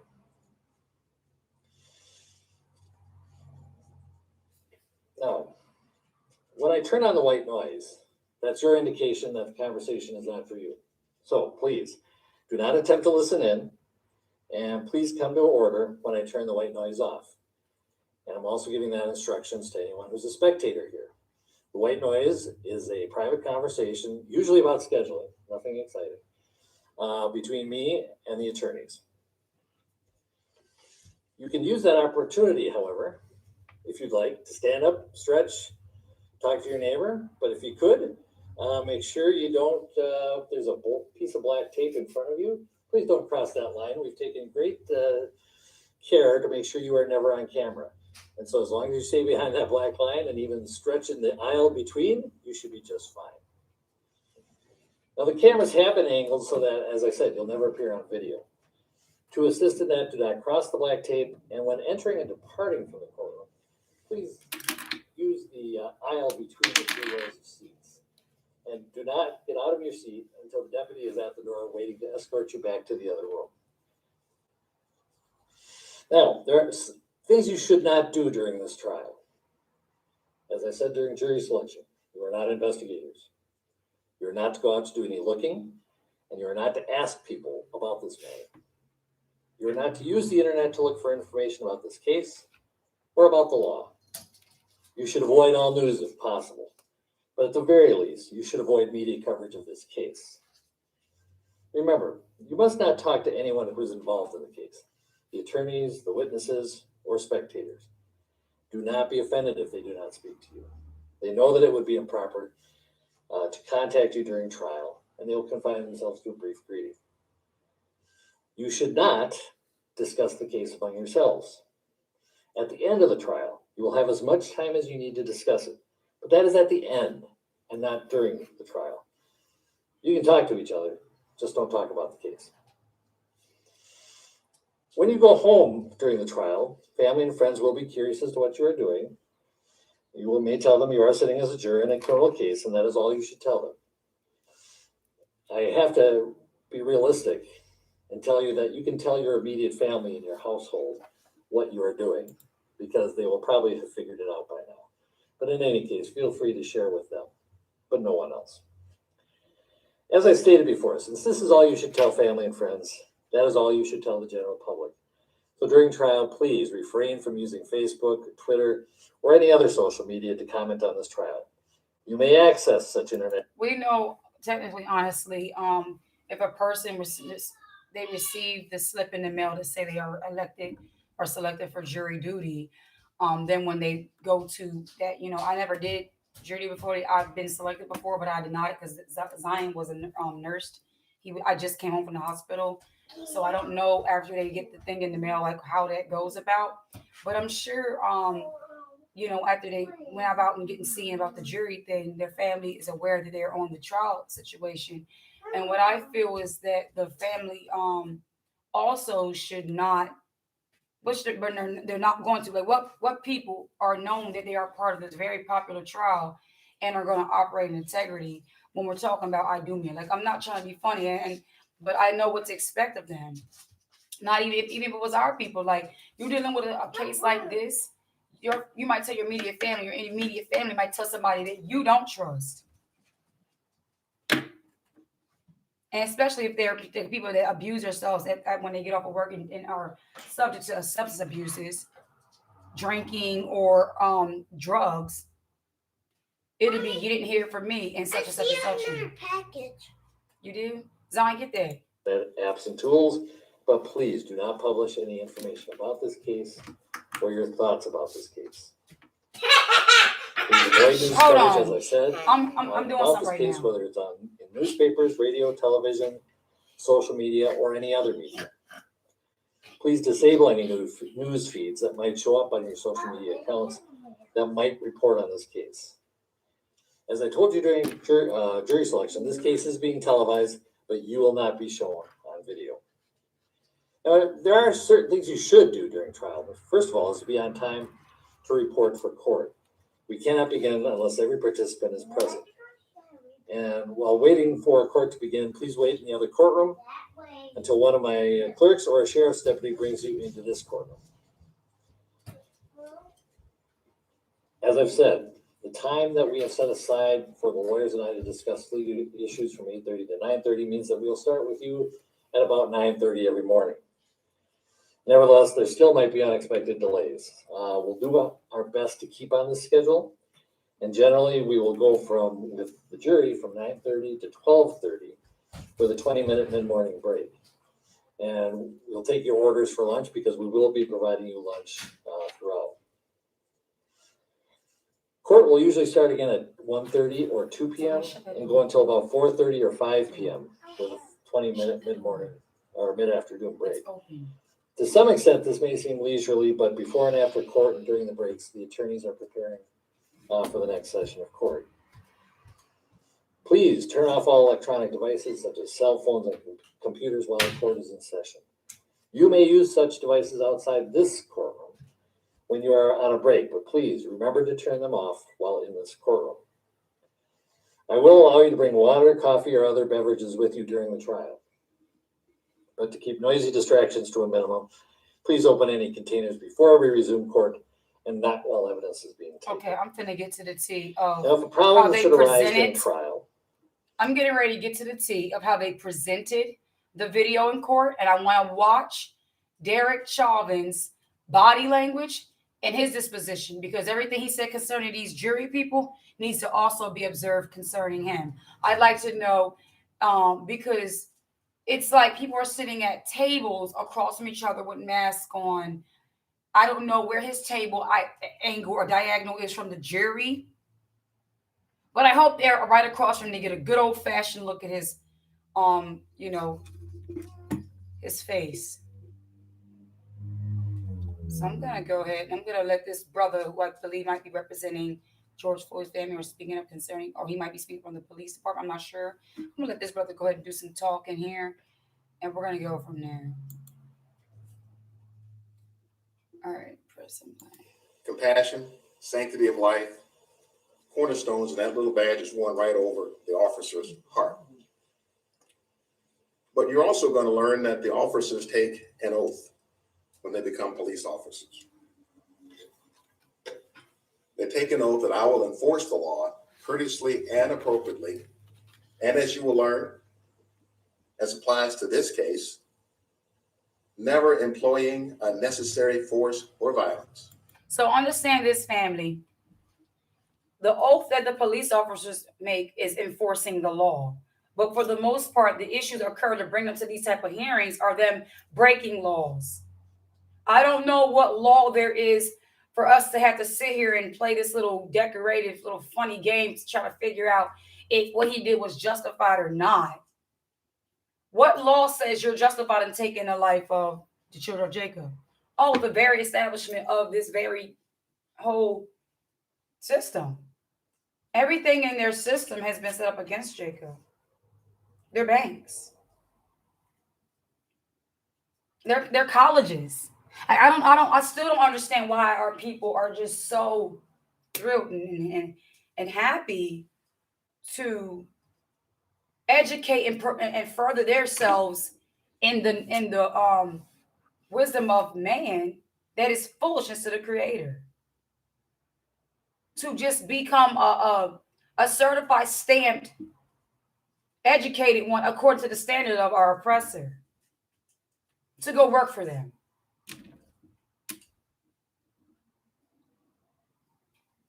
See, the law of the Creator is what we promote. But because we're not promoting the law of the Creator, we're finding ourselves subject to their laws of mischief. And not only that, I recognize the badge of my office as a symbol of public faith, and I accept it as a public trust to be held so long as I am true to the ethics of police service. Symbol of public faith, ethics to police service, sanctity of life, all of this matters tremendously to this case, because you will learn that on May 25th of 2020, Mr. Derek Chauvin betrayed this badge when he used excessive and unreasonable force upon the body of Mr. George Floyd. That he put his knees upon his neck and his back, grinding and crushing him until the very breath, no, ladies and gentlemen, until the very life were squeezed out of him. You will learn that he was well aware that Mr. Floyd was unarmed, that Mr. Floyd had not threatened anyone, that Mr. Floyd was in handcuffs. He was completely in the control of the police. He was defenseless. You will learn what happened in that 9 minutes and 29 seconds, the most important numbers you will hear in this trial are 929. What happened in those 9 minutes and 29 seconds when Mr. Derek Chauvin was applying this excessive force to the body of Mr. George Floyd. We have two objectives in this trial, ladies and gentlemen. The first objective is to give Mr. Chauvin a fair trial. Mr. Chauvin has a presumption of innocence. He is presumed to be innocent until proven guilty. Fair. We plan to prove to you, beyond a reasonable doubt, that Mr. Chauvin was anything other than innocent on May 25th of 2020. And our second objective, ladies and gentlemen, is to bring you the evidence, which I'm trying to preview this morning. We are bringing this case, this prosecution against Mr. Chauvin, for the excessive force that he applied onto the body of Mr. George Floyd, for engaging in behavior that was imminently dangerous. No, it's not excessive force. It is intent to harm. There's a motive behind it. You see, excessive force just means he was doing his job, but not right. This is a little stupid little argument they're trying to present. If they're supposed to uphold the law to keep justice, is there somewhere in their law where accidental death is excused? If we can argue it the proper way to make it look like they were just doing their job, he was trained this way. So you mean to tell me Derek Chauvin's not the only problem? Why isn't the police force on the damn trial here? Why isn't the one who trained him on trial? Where he at? Or she? Where are the John Brown they are? Where are they? In the force that he applied without regard for its impact. Simple. On life. Without regard. So without remedy, he gonna be destroyed. To the merciful, you shall receive mercy. Merciless, you shall receive no mercy. Of Mr. George Floyd. So let's begin by focusing then on what we will learn about this 9 minutes and 29 seconds. And you will be able to hear Mr. Floyd saying, please, I can't breathe. Please, man, please. In this 9 minutes and 29 seconds, you will see that as Mr. Floyd is handcuffed there on the ground, he is verbalizing 27 times, you will hear. In the 4 minutes and 45 seconds, I can't breathe. Please, I can't breathe. You will see that Mr. Chauvin is kneeling on Mr. Floyd's neck and back. He has one knee on his neck, and the knee on his back is intermittently off and on his back, as you'll be able to see for yourself in the video footage. You will hear Mr. Floyd as he's crying out. You hear him at some point cry out for his mother when he's being squeezed there, very close to his mother, you will learn. You will hear him say, tell my kids I love them. What in the Dying, world? he says, I'll probably die this way. I'm through. They're going to kill me. They're going to kill me, man. You will hear him crying out, and you will hear him cry out in pain. My stomach hurts. My neck hurts. Everything hurts. You'll hear that for yourself. Meanwhile, he's under pain and he's under his knee making all these comments and saying, using what he only strength he had, which was his mouth. But this demon, Derek, is unbudged, unbothered. Even his face expression didn't show remorse. Please, I can't breathe. Please. He intended to kill him. On my neck. He's a murderer. You will hear it, and you'll see at the same time while he's crying out, Mr. Chauvin never moves. The knee remains on his neck. Sunglasses remain undisturbed on his head. That part. And it just goes on. You will hear his final words when he says, I can't breathe. Before that time, you'll hear his voice get heavier. You will hear his words further apart. You will see that his respiration gets shallower and shallower and finally stops when he speaks his last words, I can't breathe. And once we have his final words, you'll see that for roughly 53 seconds. Why is he taking notes? He's completely silent and virtually. You see that right there? He's taking notes. This gentleman is speaking. He refuses to even acknowledge him by his, everybody else is over here. Look at this man looking at him. Okay, this man's looking at him. She's on her computer, probably typing everything down. It only needs to be one person typing and recording this whole situation. I don't know what those people are called. This one's heads down. This one's facing the computer.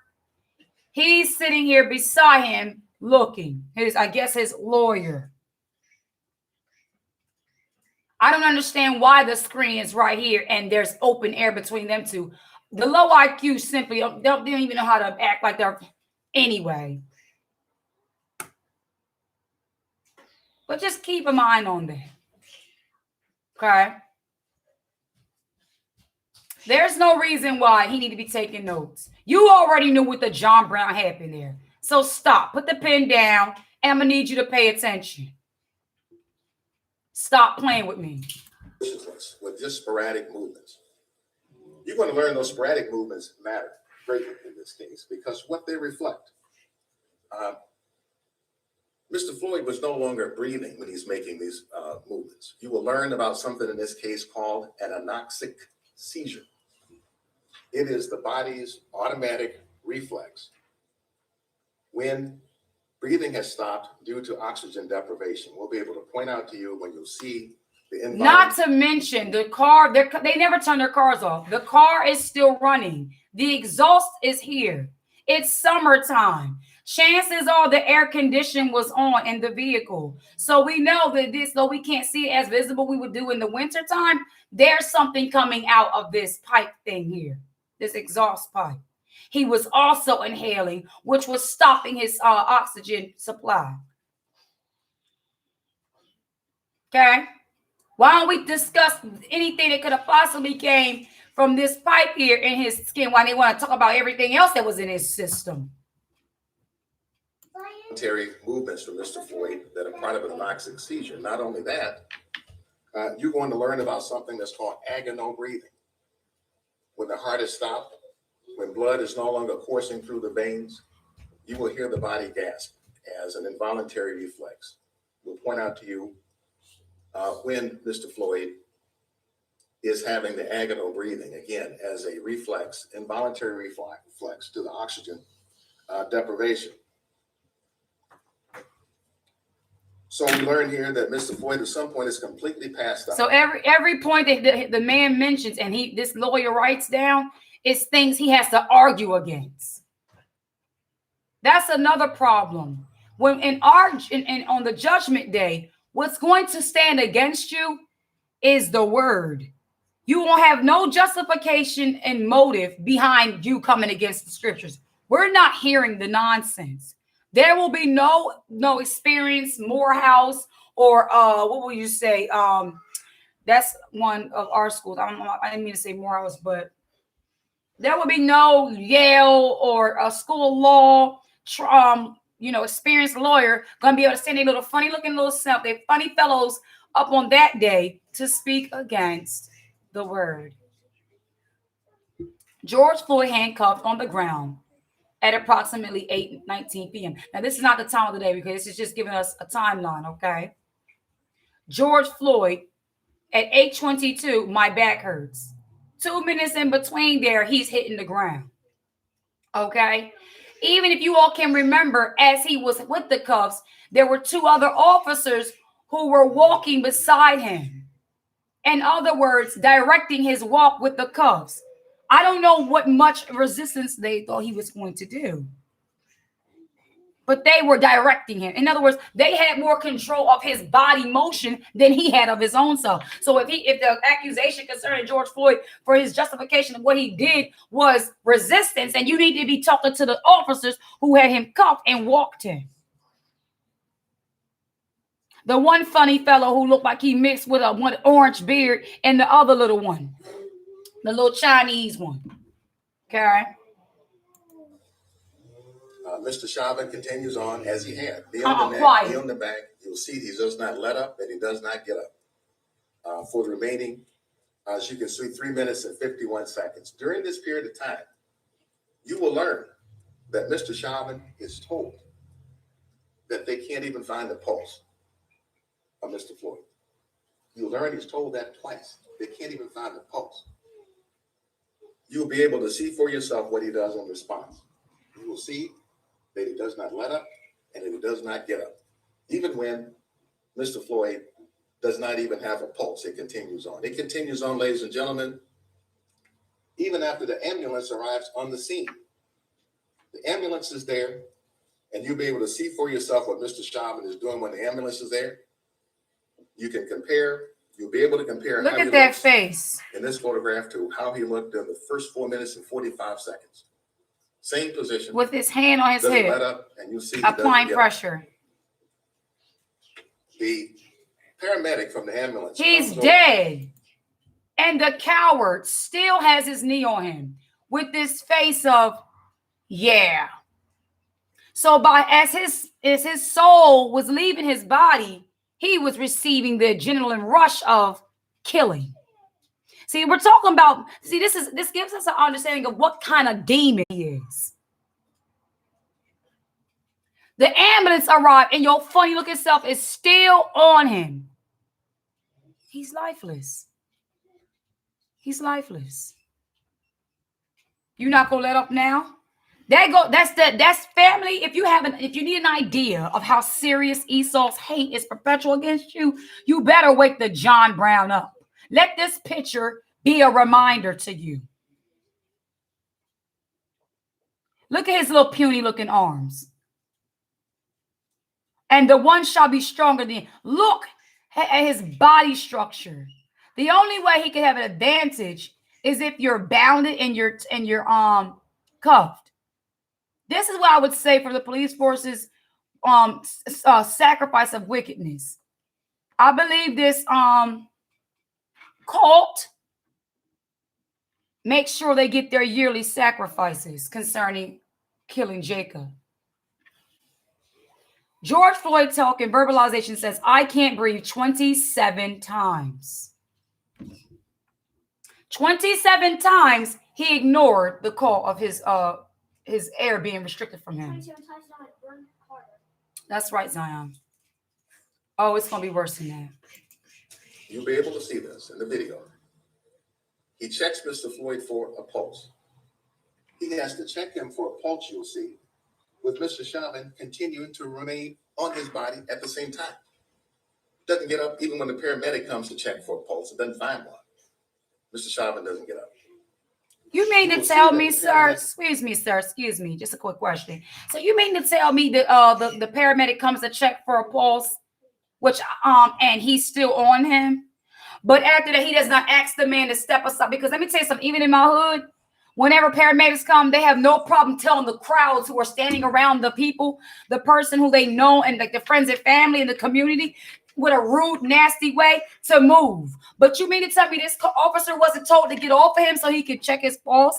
How do you check a pulse? Me having a CNA certification with somebody still restricting it. Make it make sense. And after that, refused and did not attempt to perform CPR. Did he have a tag or a bracelet that said do not resuscitate? Please let me know unless I missed that.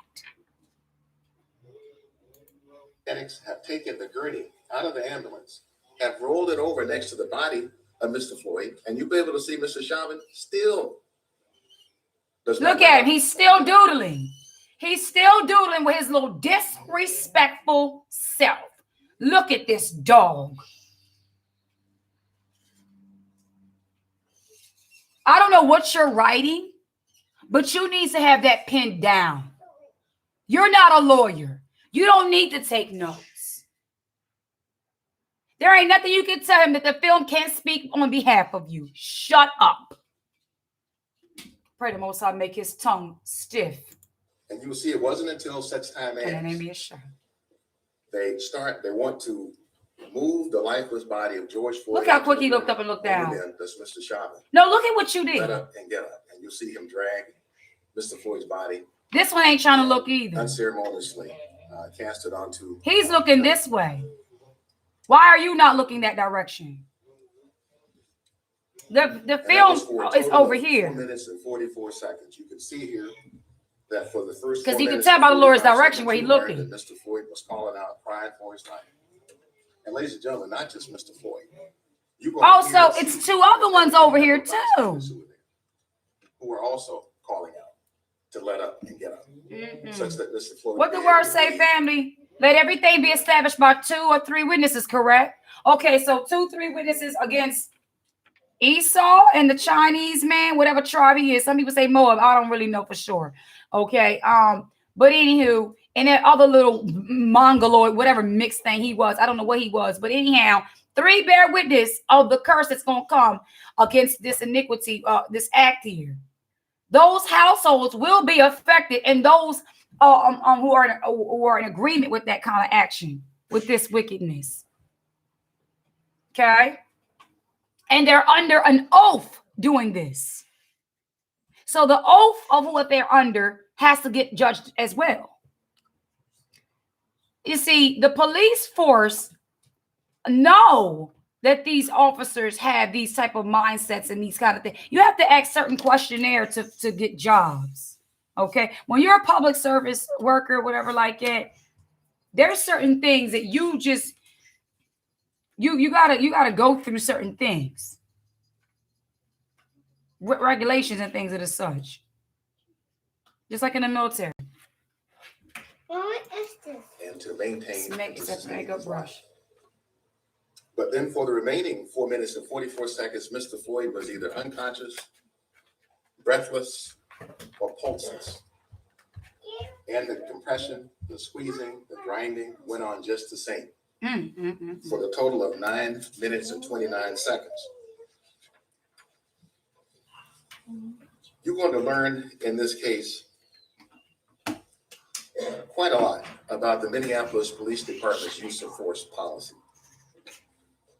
What you're going to see and learn a lot about is what is the standard for applying force against individuals, the use of force policy.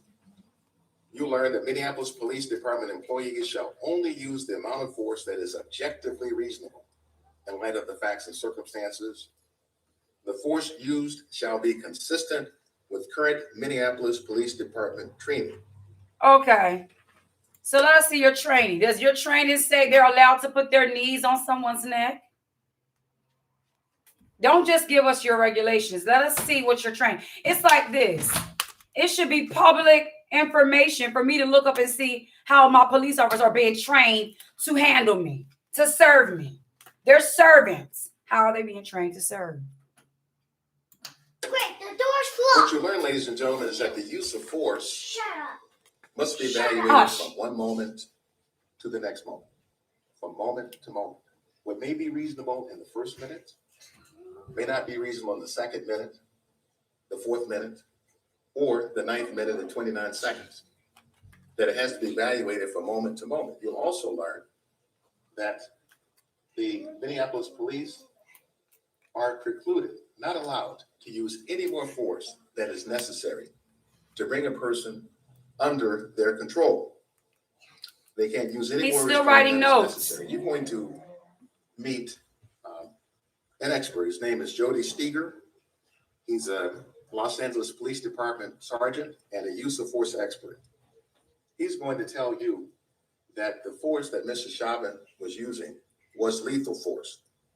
It was force that was capable of killing a human or putting his or her life in danger. Oh my goodness! Stop playing The with me. evidence is going You could be deaf and watch the visual, and see that he was trying to kill that man.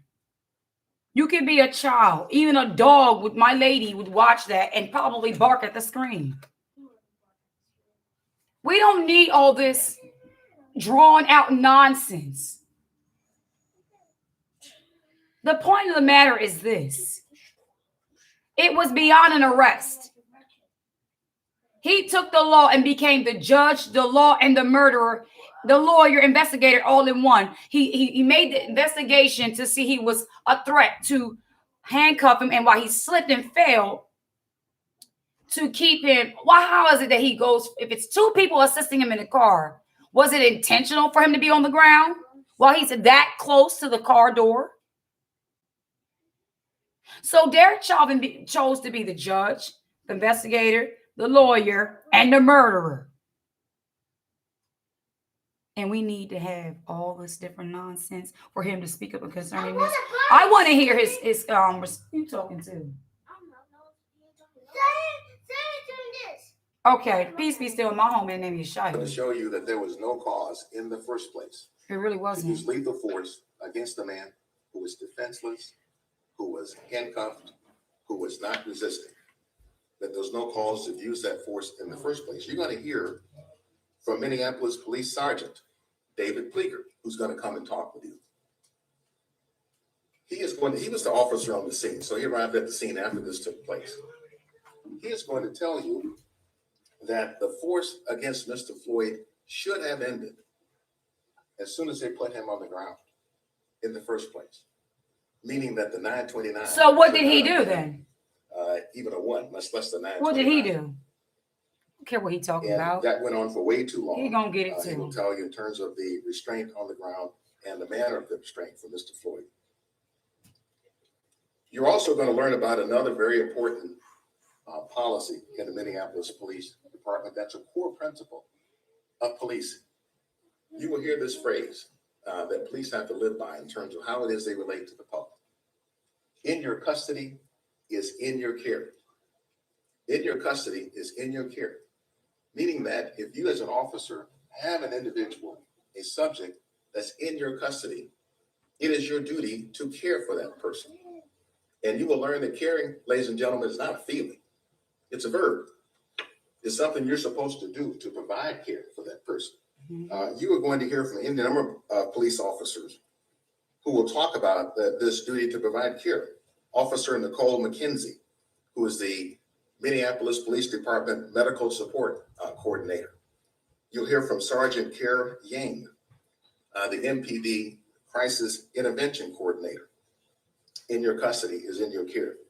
You're going to learn that when Mr. Floyd was unconscious, that when he was breathless, when he did not have a pulse, that there was a duty to have administered care, to let up and get up. You will learn.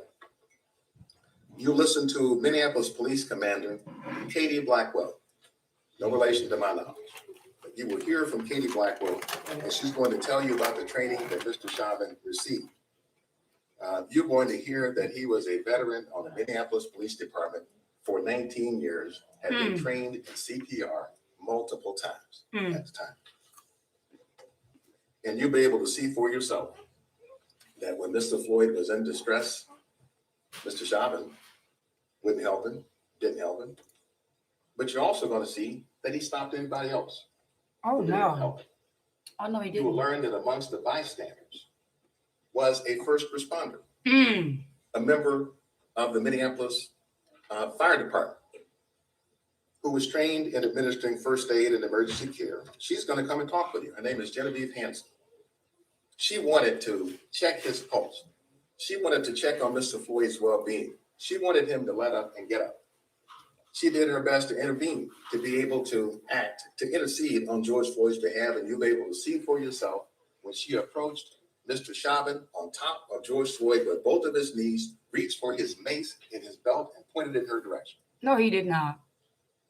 So she couldn't help. She'll come and talk with you about that experience. Use his mace as an intimidating Now, you want to weapon learn that in the against a aftermath of helper this, while he's not being a that helper. Mr. Chauvin's last day of employment with the Minneapolis Police Department was on May 26th of 2020. Demon. The Minneapolis Chief of Police, Chief Arredondo, is going to come here to talk with you. He was the police chief at the time. He's the chief today. He is going to tell you that Mr. Chauvin's conduct was not consistent with Minneapolis Police Department training, was not He's a veteran, though. consistent with Minneapolis Police Department. You mean to policy, tell me was not he turned to a demon like this overnight and you didn't see any character or personality flaws before he got to be a veteran? You mean to tell me that type of wickedness occurred overnight? Let's stop. When they also said George Floyd had continual issues with the law. I'm sure this little veteran here has something to do with it. reflective of the Minneapolis Police Department. He will not mince any words. He's very clear.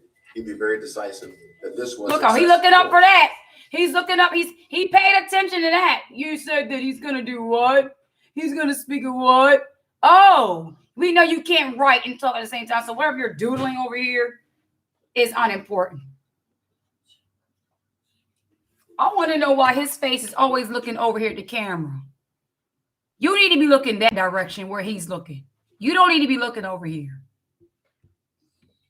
His face all up in the camera. Damon. So ultimately, ladies and gentlemen, what was Let me this check this all chat about out. in the first place? Look how he looked up and You started gotta writing learn that it was in. about Yo, he ain't writing nothing on that paper. a counterfeit $20 bill. Shalom, Use that beloved. at the convenience store. That's all. Makaya. You will not hear any evidence that Look, Mr. look. Floyd knew that it was fake or did it on purpose. Ain't nothing wrong with that money. Or he You will didn't. learn from witnesses we will call that the police officers could have written him a ticket and let the court sort it out. Seriously. You will learn that even if he did it on purpose, it was a minor offense on this community. Do you understand? My daughter's grandmother one time had fake money that she gave to her landlord one time. And I think this man took her to court with some issues like that. But you got to understand that fake money could easily circulate in any kind of register, or, I mean, it could circulate amongst the community. So you have to find investigation. Just all you got to do is question the person. Hey, did you know that your money's fake? And just properly judge the demeanor of the person's response. Now, it goes to show you what the temperature was of the store. Because if they called the cops, rather than that, they felt it was necessary to call the cops for somebody bringing a fake $20 bill. Rather than them just saying, hey, sir, do you have any other form of tender that we can take because something's wrong with this money? As he just presented it, I don't understand. I couldn't see what they could tell about it being fake. That makes me a little frightened because how do I know? I mean, I could have fake money for all I know.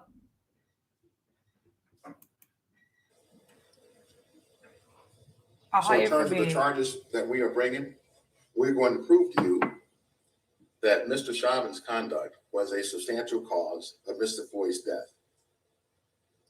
We've charged him with murder in the second degree, murder in the third degree, and manslaughter for using excessive force against George Floyd. You will learn that the use of excessive and unreasonable force against a citizen is an assault.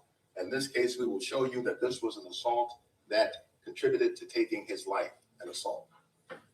We're going to show you that putting knees on somebody's neck, Mr. Floyd, unnecessary, putting a knee on his back for 9 minutes and 29 seconds was an eminently dangerous activity. And he did it without regard to what impact it had on Mr. Floyd's life. We're going to show you that also. Putting him on the ground, we call it the prone position, on your stomach, face down. Putting him in the prone position, handcuffed like this in the first place was uncalled for and was an excessive use of force. Not only that, when you're down on your stomach with your hands cuffed behind you, that already is restricted. It's forcing the compression of your lungs to the ground. That when it's like if a child or somebody sitting on you, like if say kids like jump on each other, they're playing football and they all on top of each other. It's not comfortable to be down in that position like that. I played football as a child. I played with my brothers and sisters, brothers, whatever, and their friends or whatever, and playing football, and it's not comfortable. Mind you, it's a hot day. It's a summer day, okay? Not only that, but it's concrete, asphalt.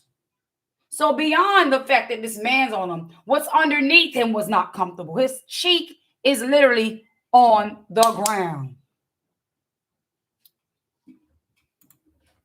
Wait till he gets under the foot and the hand of the Most High. Boy, I tell you. Now, how are we going to prove these charges? We're going to prove it, ladies and gentlemen, first and foremost by witness testimony. We're going to bring in some of those bystanders that I've referred to, normal folks. They'll tell you what they saw. They'll tell you why they stopped. They'll tell you why they were concerned. They'll tell you from that witness chair. We'll bring them in here. You're going to hear from any number of police officers responsible for training, responsible for what the officers learned. Is his nail painted? Care of others. We'll bring in a number of police officers, including the chief of police. But we're also going to bring in various professionals and experts, medical experts, experts in police conduct. You're going to meet any number. He must have slammed it in the door. You'll have here a forensic pathologist, Dr. Thomas, who studies the tissues of the deceased as a forensic pathologist to determine the cause and manner of death. You're going to hear from a pulmonologist, William Dr. Tobin. He's a lung specialist, cardiologist, heart specialist, critical care physicians, emergency medicine physicians, internal medicine, and also from toxicology. We're also going to bring in the court Dr. Andrew Baker, who's the Hennepin County medical examiner, who will tell you about what he found. So we'll also bring him in. But we'll also bring in experts who will prove that the use of force here was not reasonable. I mentioned earlier Jody Steger, Chief of Staff for the Inspector General, LA Police Department, and Seth Stout. You will hear from both of them. Now, I spent a few minutes talking to you about what this case is about. There are any number of things that this case is not about. Maybe an infinite number of things the case is about. But one of those things that this case is not about all police or all policing. You will learn from Chief Arredondo when he comes that police officers have difficult jobs.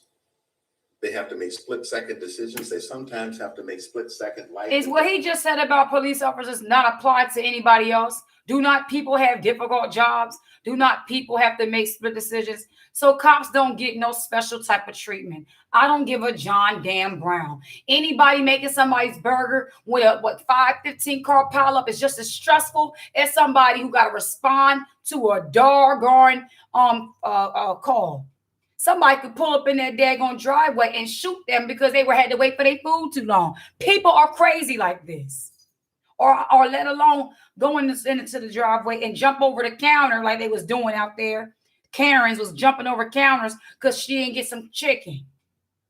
They're at the KFC. Decisions.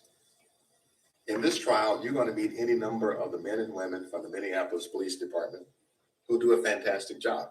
They're committed, take very seriously preserving the sanctity of life.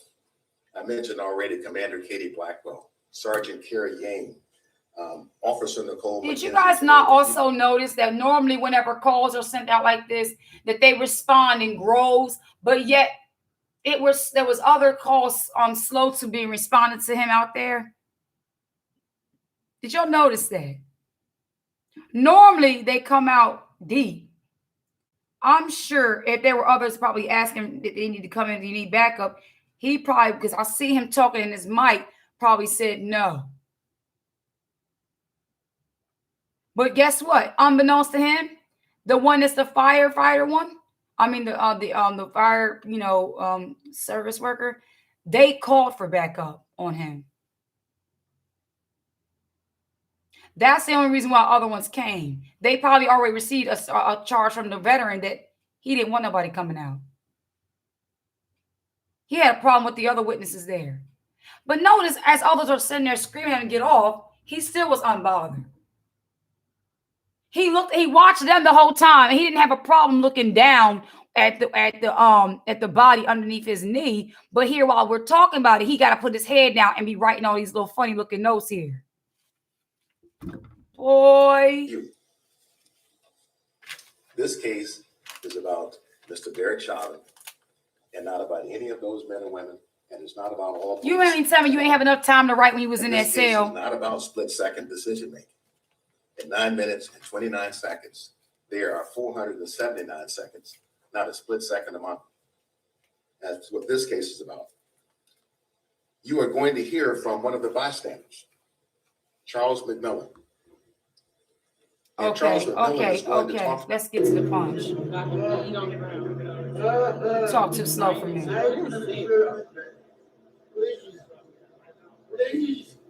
Mr. Bo standing here.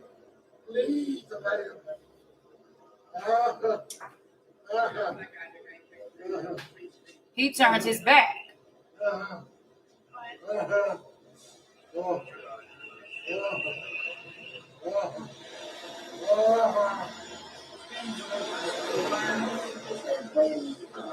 Well, you got it down, man. Let it breathe, at least, man. I've been trying to help out with this.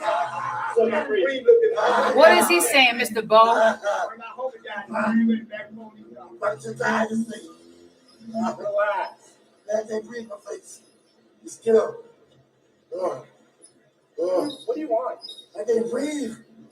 Please, the name of it. I can't breathe shit. Bro, get up, get in the car, man. How you going? That's another thing I have to mention. It's cold. Let me turn the camera up so you can see my face when I say this. Greetings, sister. Serving the King of all kings. What I need for you little funny looking coons, you funny fellas out there, whether you're a female or a male, elder or a young one, explain to me how he was able to get up. That and the moment it happened, and even now hearing it again, grinds my gears. Do you understand? Every single person who was there and did not love their brother as they love themselves. If you're not gonna help that brother, you need to shut up. Oh no, you don't want to put your life on the line. I'm gonna lose my life. You're gonna use it when the judge comes and said you were standing on the sideline and seeing your brother go through this. And what did you do? Tell me, just get up, man. Did he put himself on the ground, man? See, simpletons like that, the world could be a better place without. Because, see, your kind of judgment is a problem. It puts other of us sensible people in danger. I can't live around people like that. Your ration is off. I might be being raped, and you're going to say, just open your legs. I'm sorry, but like, see, that's the kind of nonsense. This man is over here on the ground with a knee on his neck, and you're going to say, just get up, with another one on the other side on his legs. Make it make sense. Come on, see, that's what you call simpletons, man. I've been waiting the whole time. He just needs to shut up. Get up, get in the car. Get up and get in the car. Get in the car, right. Get your whole life. Gave y'all opportunity to get in, bro. You can't win. My knee. You Bro, can't he actually win, lost man. his life. It wasn't a win. I know you didn't never, you didn't listen. See that? See that? You didn't listen. They're going to use that little stupid coon's voice right there to argue he resisted. Didn't listen to what? He was already cuffed. How you going to risk when you're under arrest, you're cuffed. When they tell you're under arrest, they're letting you know you're about to be cuffed. He was handcuffed. That closer to getting in the vehicle. Where is the resistance? You mean to tell me he fell to the floor himself and told him, hey, put your knee on my neck for I ain't got to go in this cop car? I know that man who was running his mouth on that side. I know he feel like crap now. Talking about you ain't listening. You ain't shut up. That's the problem. That's the problem. My stomach hurts. My neck hurts. Everything hurts. That's a shame. There's some water or something. Please. Please. He asked for water. Who else asked for water before he left here, y'all? Did not Yeshaya ask for water? And they gave him what? Vinegar. He asking for, this is another way to get somebody vinegar. He asking for water. You actually bitterly press down. He looking down at this with his hands in his pockets to push more with his little weak, wimpy self. Oh, Father. They gonna kill me. They gonna kill me, man. Bro, don't get on his neck, man. You get out the His nose is bleeding. Like, come on now. that's wrong. He pushed so hard that the veins and stuff in his nose from the force of his neck was bringing blood through his nose. That's where it's coming from. Father. Y'all think y'all seen wrath? Idumea. You have no idea what is coming your way.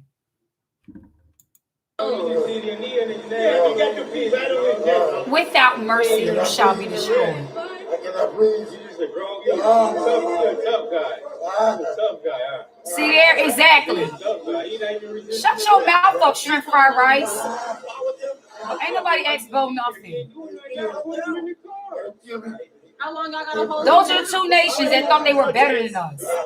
China and the white ones. Y'all don't gotta put y'all right. He is human, bro. His nose. Put him in the car. He would have had to spray me with that mace. I would have had to ran in the store real quick, got me some goggles, because I would have ran up on the set and I would have made sure he got. I don't care. Don't let that nonsense like that happen in my watch. I'm telling you now on live, I'm not the one that I'm not going for it. I won't.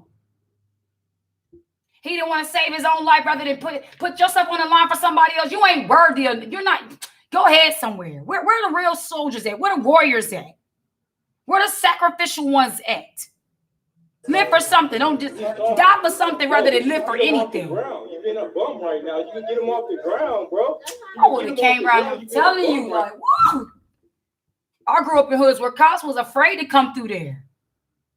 You was getting thrown off the top of the buildings. Telling you, Father. He just sitting there.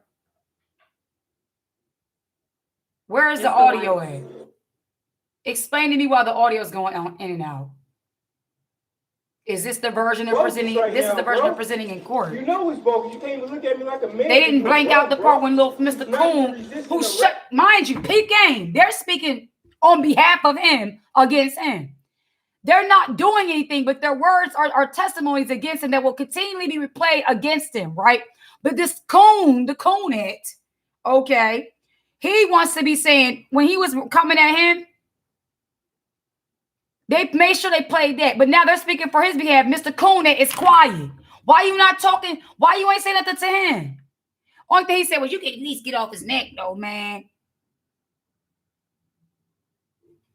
See, it was an older voice. See, it shows you the older generation of them got a problem standing up against these kind of devils. But it's the younger brother and the younger sister who's speaking boldly against this devil. It comes first, it comes speaking, then action's gonna come. I can't tell you my babies won't be the one to go upside your head. I'm gonna tell you that now. You think that's cool, though, right? What's your badge number, bro? You think that's cool right now, bro? Look at his little funny looking self, cool, bro. I bet you feeling big. You can't get that shrimp fried rice, pork fried rice over there in the cells. Ain't no number one kitchens in the cell.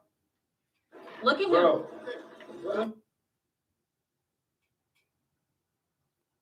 Trying to spray mace on somebody. Look at him. He cannot breathe. Look at his little fat self. No, first of all. Where's his little fat self? Look at him. Speedway. He's not responsive right That's now. one of my favorite gas stations. No, bro, look at him. He's not responsive right now, bro. Bro, are you serious? You want to just let him sit there with that on his neck, bro?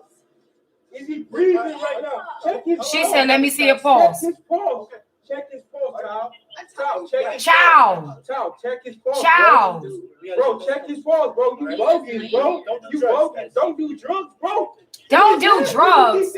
Let me tell you a little fun. See, this is exactly why I have no respect for you little Chinese people.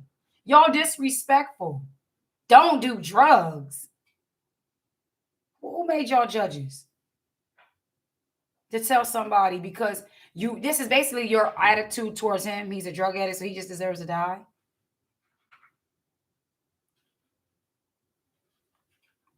Don't do drugs. Don't eat cats and dogs.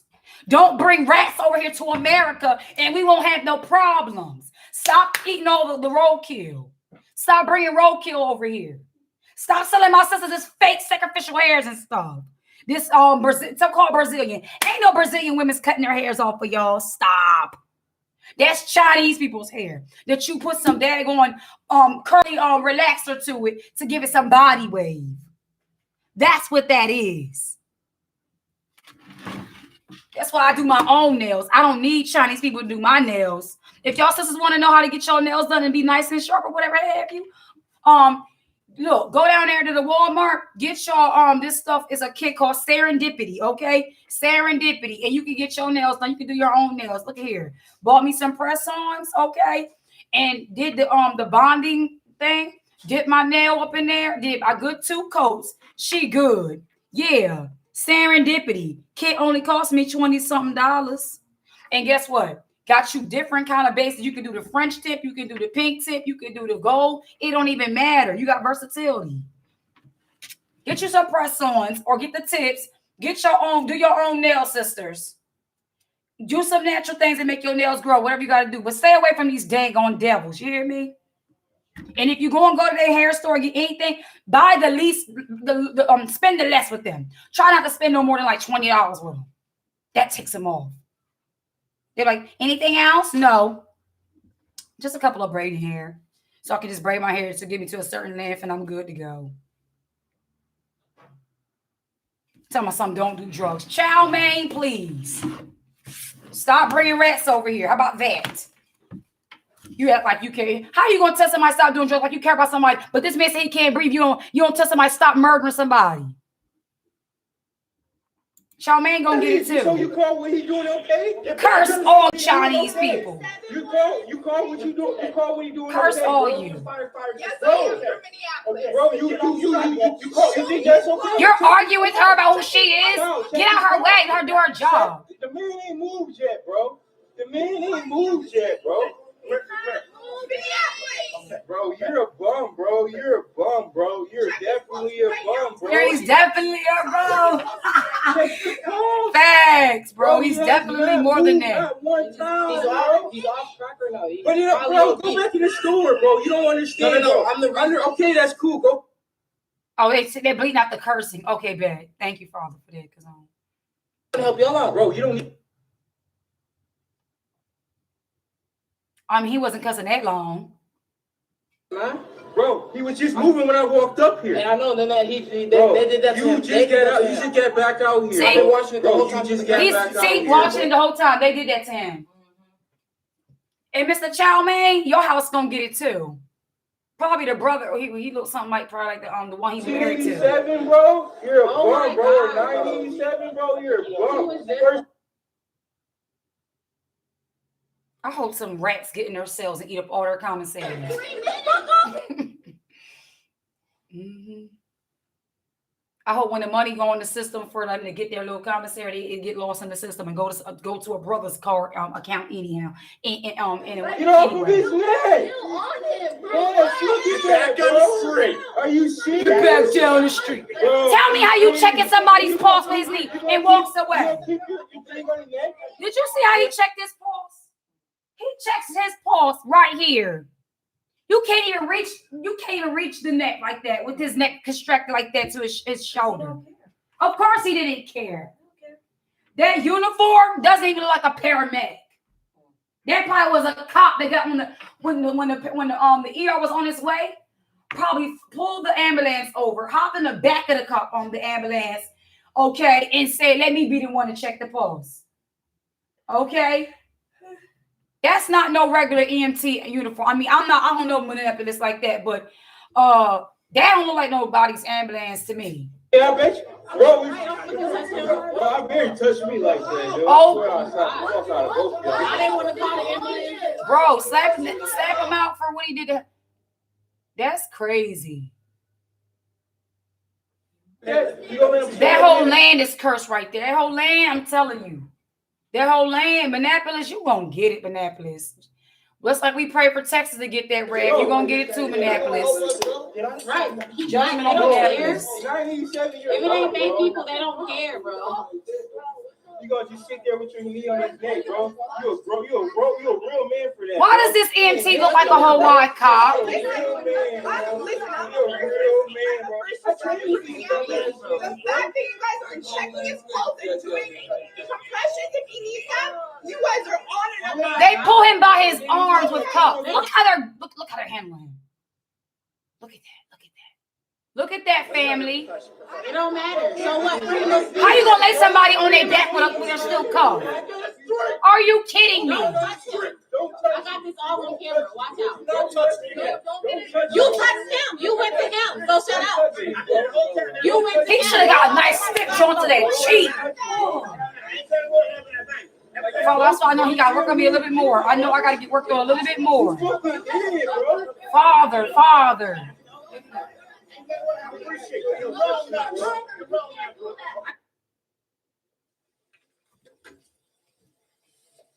Why we couldn't see his face while they was going on? Put the camera on him now. 9 minutes and 29 seconds is how long that went on for half of that time Mr. Floyd was unconscious, breathless, pulsing. They didn't even have the respects to uncuff the dead body. They kept him cuffed while they put him on that stretcher and yanked him up by his cuffs. Where was their training at? I need to take a deep breath real quick. Father, I thank you in the mighty name of Yeshua that you're going to destroy these heathens real good. Add some more fuel on that, Father. This is just your daughter just asking you for a little bit more gravy and butter on that. In the mighty name of Yeshua. You will see in the videos, ladies and gentlemen, that Mr. Floyd from time to time was heaving up his right shoulder. There's a reason for that. Mr. Chauvin's on his left side, his back and his neck. He can't move that. His hands are behind his back. He's heaving up the right shoulder so he can get room for his rib cage to expand to breathe. Because at this point, you will learn he's pancaked with the hard pavement beneath him, Right. and Mr. Chauvin on top of it. In order to breathe, you have to have room for the lungs to expand in and out. Right. That's what I was And trying to you say. see Mr. Floyd doing his best to kind of crank his right shoulder up, having to lift up his weight and Mr. Chauvin's weight. So he did what he could against this man to save his own life. He could get a breath. That's how strong Jacob We'll hear is. more about that. You little coward, pinky pigs. You will learn that a number of the bystanders there called the police on the police. Genevieve Hanson, the first responder, called the police on the police. You'll learn that Donald Williams, the young man who's very vocal, If I was driving by seeing that, I would Security have hopped out real background, quick and mixed used my martial tool arts and kept it background, moving, baby. saw the pressure Father, that was please put don't on let the me see neck. nothing He like called that. the I'm telling police. you. Father, let me see Called the something like police. that. But not only that, I know you're going to learn that there was a 911 dispatcher. Her name is Jenna Scurry. Jenna Scurry is going to come to talk to you also. There was a fixed police camera that was trained on this particular scene, and she could see through the camera what was going on. You will learn that what she saw was so unusual and for her so so disturbing that she did something that she had never done in her career. She called the police on the police, a 911 dispatcher. She called Sergeant David Klinger, who's going to come in to testify. She called him to report what she saw because she found it just that disturbing. She will tell you that she felt that she saw a man literally lose his life. And you will hear her testify. Now, I want to talk to you a little bit about intent. That is, what our evidence is going to be on the issue of intent. As I mentioned, we're going to show you that the use of force here was excessive and unreasonable. We're going to show you that it was not accidental in terms of what was happening there at the scene. What Mr. Chauvin was doing, he was doing deliberately. Now, when we bring you the evidence of intent, it's not going to come in like a sandwich board. It has a front side and a back side. And the front side says, this is our evidence of intent. And the back side says, yeah, you saw it. We will bring it to you, ladies and gentlemen, through the totality of all of the evidence, looking at it all together. You will, for example, hear from Nicole McKenzie, the medical support coordinator for the Minneapolis Police Department. She will tell you that the dangers of the prone position, putting people face down on the ground, have been known about in policing for over 30 years, that they train officers on it. She will tell you that arrestees, citizens who are under arrest, should never be put in the prone position except only momentarily to get them under police custody or control to get handcuffs on them, but never left in that position. Well, he already had the cuffs on him. Was in handcuffs So that don't make no already, sense. So they didn't need to put him on the ground Facts. to get him under police control. And she will tell you that the reason that you don't put persons or leave them in a prone position that way, let alone with a man's body weight on top of them, let alone for 9 minutes and 29 seconds. The reason you don't do that is because of the potential to obstruct the airways. You're also going to hear from Lieutenant Johnny Mercil, the Minneapolis Police Department Use of Force Training Coordinator. He's going to tell you about what training Mr. Chauvin had received. But he's also going to tell you that he knows of no training that would suggest that kneeling on somebody's neck, as Mr. Chauvin was doing, was proper. according to Minneapolis Police Department training.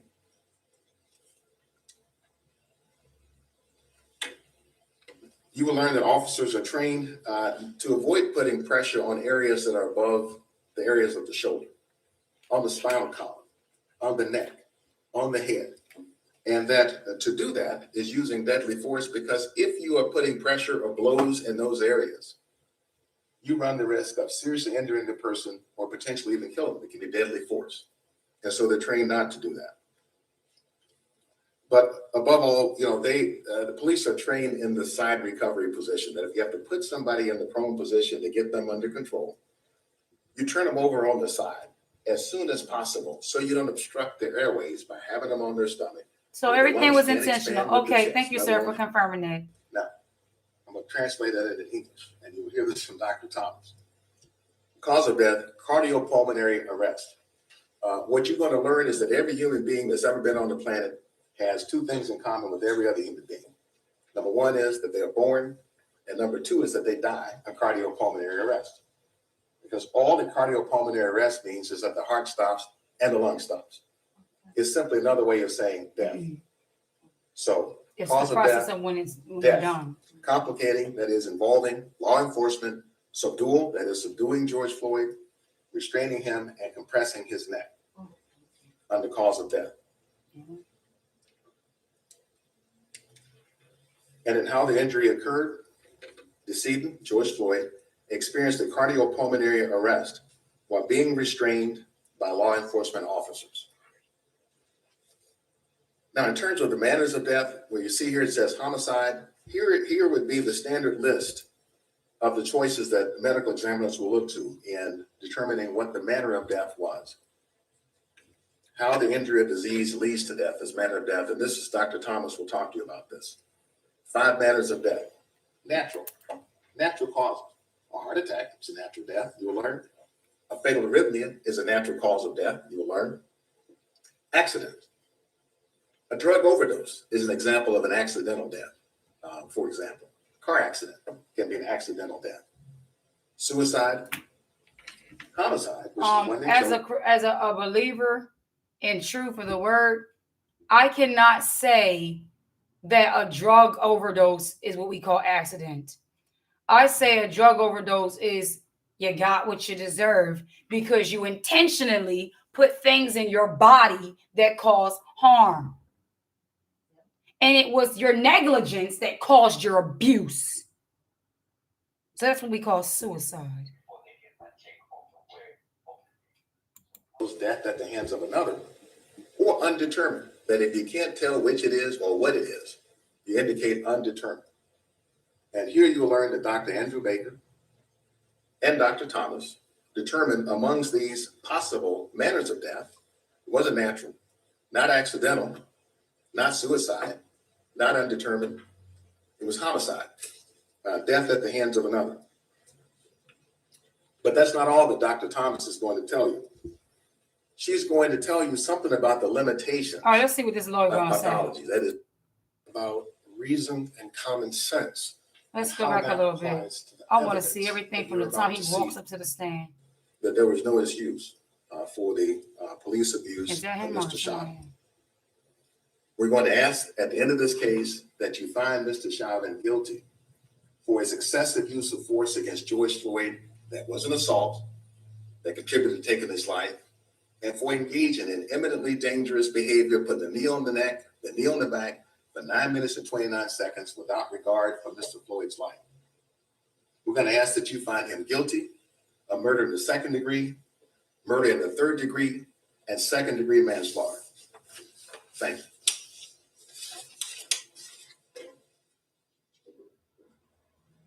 Mr. Nelson, do you wish to open at this time? First of all, before you address Mr. Nelson, you should have said thank you for someone and address the last one speaking as Mr. too. While you looking over here, I already peeped that with you, funny fellow. I already peeped you. It's little small stuff like that, family. Those little details are very important. They'll show you who they're for, who they're not by not addressing you. That's their subtle way of showing you where they stand.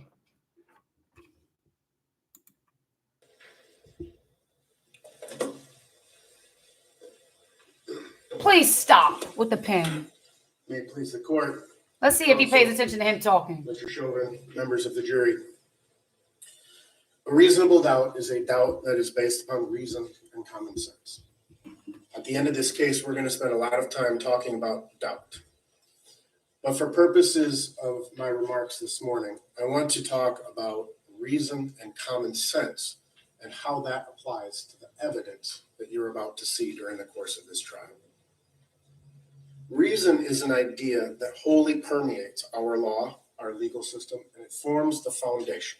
And you will Well, we know your reason for your law is because you're mad you ain't got the blessing and you're hating behind the Neanderthal demon. So this is the reason why he killed him. Try to give me some other little political, long, drawn-out college nonsense. I'm not trying to hear it. You look at your face. Your grooming is slacked. Your stomach is protruding out. You don't even know what self-control is till your plate. And you're clumsy because you got a clot on your thumb. This is the kind of lawyer you present. I don't like that print, but that's just my opinion. see and hear that repeatedly throughout the course of this trial. What would a reasonable police officer do? What is a reasonable use of force? What would a reasonable person do in his or her most important affairs? What is a reasonable doubt? As such, reason dictates and necessitates how the evidence must be looked at and analyzed in every single case. And common sense is exactly that. It's common sense. Well, everybody Common ain't got sense common tells you that there are always two sides to a We're story. not dealing with common. We're dealing with the Common Holy sense Spirit tells us sense. that we need to examine the totality of the circumstances to determine the meaning of evidence and how it can be applied to the questions of reasonableness of actions and reactions. In other words, common sense is the application of sound Look, I don't give. judgment. Let me tell you something. based- See, this. I'm so sick and darn tired of this little nonsense here. Don't try to break down reason to me, break down common sense to me. What kind of sense do you think this demon had when he sat here and killed him? Let's talk about the senses of what operating in Derek Chauvin. How about we talk about that? There is no simple way you can sit here and play this little stupid little game with me. With your nasty beard growing in and your stomach protruding over your stuff. Based upon a reasoned analysis. What's the reason you And stuff that's your what face this case is uncontrollably? ultimately about. It's about the evidence in this case. The evidence that you will see in this case during this trial. It is, I agree with counsel for the state. It is nothing more than that. There is no political or social cause in this courtroom. Just But stop the evidence is lying. far greater than 9 minutes and 29 seconds. It's impossible. In this case, you will learn that the evidence has been collected broadly and expansively. Minnesota Bureau of Criminal Apprehension employed nearly 50 case agents, analysts, and technicians to investigate this case. The Federal Bureau of Investigation included at least 28 additional agents. And what's the basis behind all those investigators? Esau. And how the outcome of the reasoning behind your hatred is going to look to the world. That's the common denominator here, Esau. Idumea. Amalek. Is that you're once again, you hit it, another home run, another demonic episode of you all coming after an innocent person. The reason behind him doing what he did was the $20 bill. Where is the store close?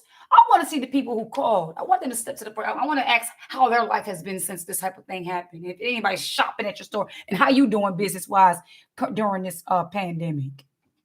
Let's see if your business is being blessed and you're going to lose more than $20. Let's see if you lost more than if your a fake $20 bill was worth somebody's soul and life being taken. Their investigation.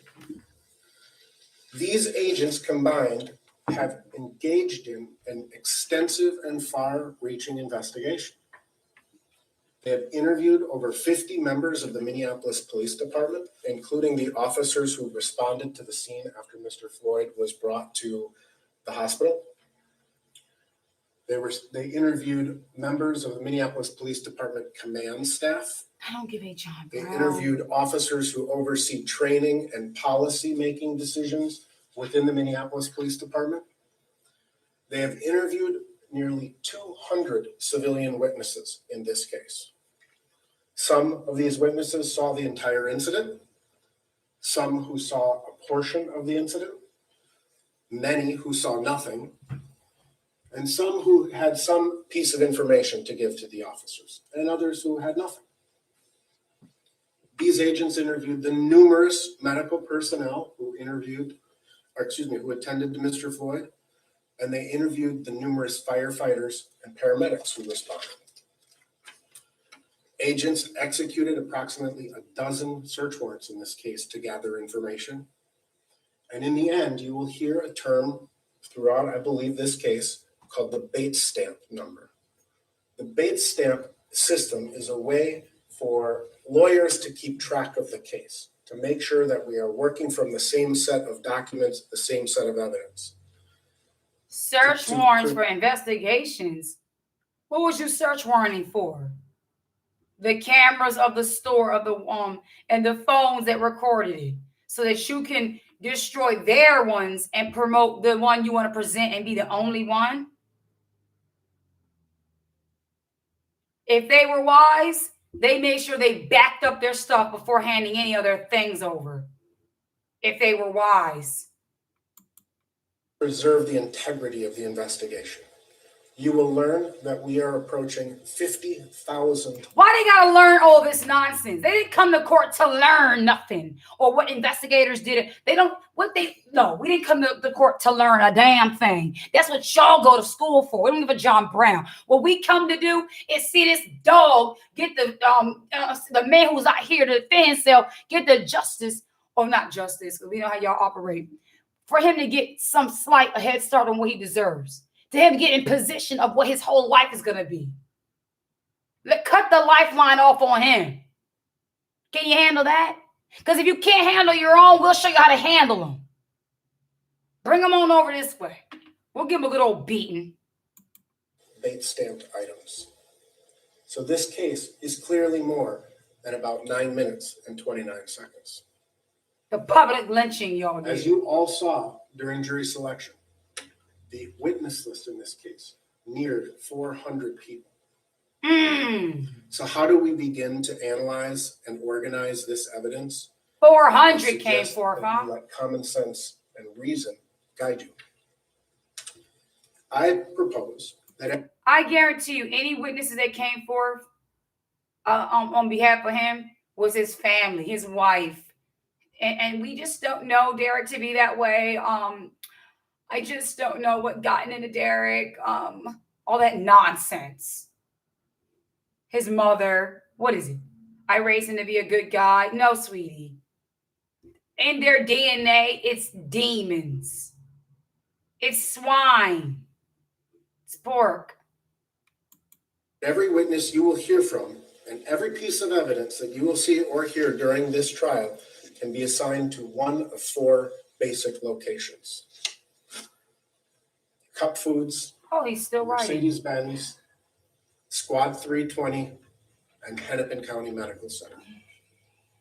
So let's start at the first, Cup Foods. You will learn that on May 25th, 2020, shortly after 7:00 p.m., Mr. Floyd and his friend Maurice Hall entered the Cup Foods. I knew it. You went to other businesses to see if he was causing, if he was using any more fake money. Is that what you're presenting to us? What does that even matter, though? If he's not here for you to present this argument to charge him by it, then we need to focus on who's on trial. We're not going to use the dead one to excuse his murder. Because I'm sure the other ones who stole America, they're not on trial for stealing America. So shut your mouth up. 38th in Chicago. While they were there, they ran into their other friend, or Mr. Floyd's ex-girlfriend, Shawanda Hill, and he offered her a ride. You will hear from Chris Martin, who is the store clerk at Cup Foods.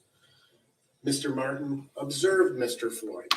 He watched his body language. He interacted with Mr. Floyd in this moment, and Mr. Martin formed the opinion that Mr. Floyd was under the influence of something. Oh, this is where he's coming from. You will see the actual video from inside Cup Foods. What does it even matter? May 5th? What does it even matter? I've seen some of you Caucasian people be under the influence and straight attack cops, and they're still living. Mr. Floyd did use a counterfeit $20 bill to purchase a pack of cigarettes. Mr. Martin realized this, and first, along with another one of his co-workers named Nabil Walter, went outside to the car where Mr. Floyd, Mr. Hall, and Ms. Hill were sitting. Mr. Martin asked Mr. Floyd to come in and either buy the cigarettes, exchange, or return the cigarettes. And you will hear from Mr. Martin that Mr. Hall and Mr. Floyd refused. You will hear that a short time later, Mr. Martin went back to the car a second time. He went back to ask them again, please come inside, give us the money, or return the cigarettes. And that second time, again, Mr. Floyd refused. So at 8:01 p.m., a second clerk. Again, as my video says, like some people say only God can judge me. From your own testimonies of how you handle things, you show us in the world how to deal with you. So if you're telling me, you're presenting these witnesses that he gave a fake $20 bill, that means if a person has a pattern that's doing something to trouble somebody, they are justified to be killed, then that means you all who continually trouble our nation, you all deserve to be slaughtered. That's just what you're saying to me. That's just what you're telling me. So you're going to be justified when Yeshua the Savior comes and treads y'all down, and mercilessly destroys you all. Because he's trying to paint Floyd, even as he's dead, as he was just, buying cigarettes and just presenting fake $20 bills and all this and the third. But why? Okay, so let's see if the cops got called that day. Let's listen to see if the cops got called that day on George. The Cup Foods named Omar Kamara called 911 to report Mr. Floyd.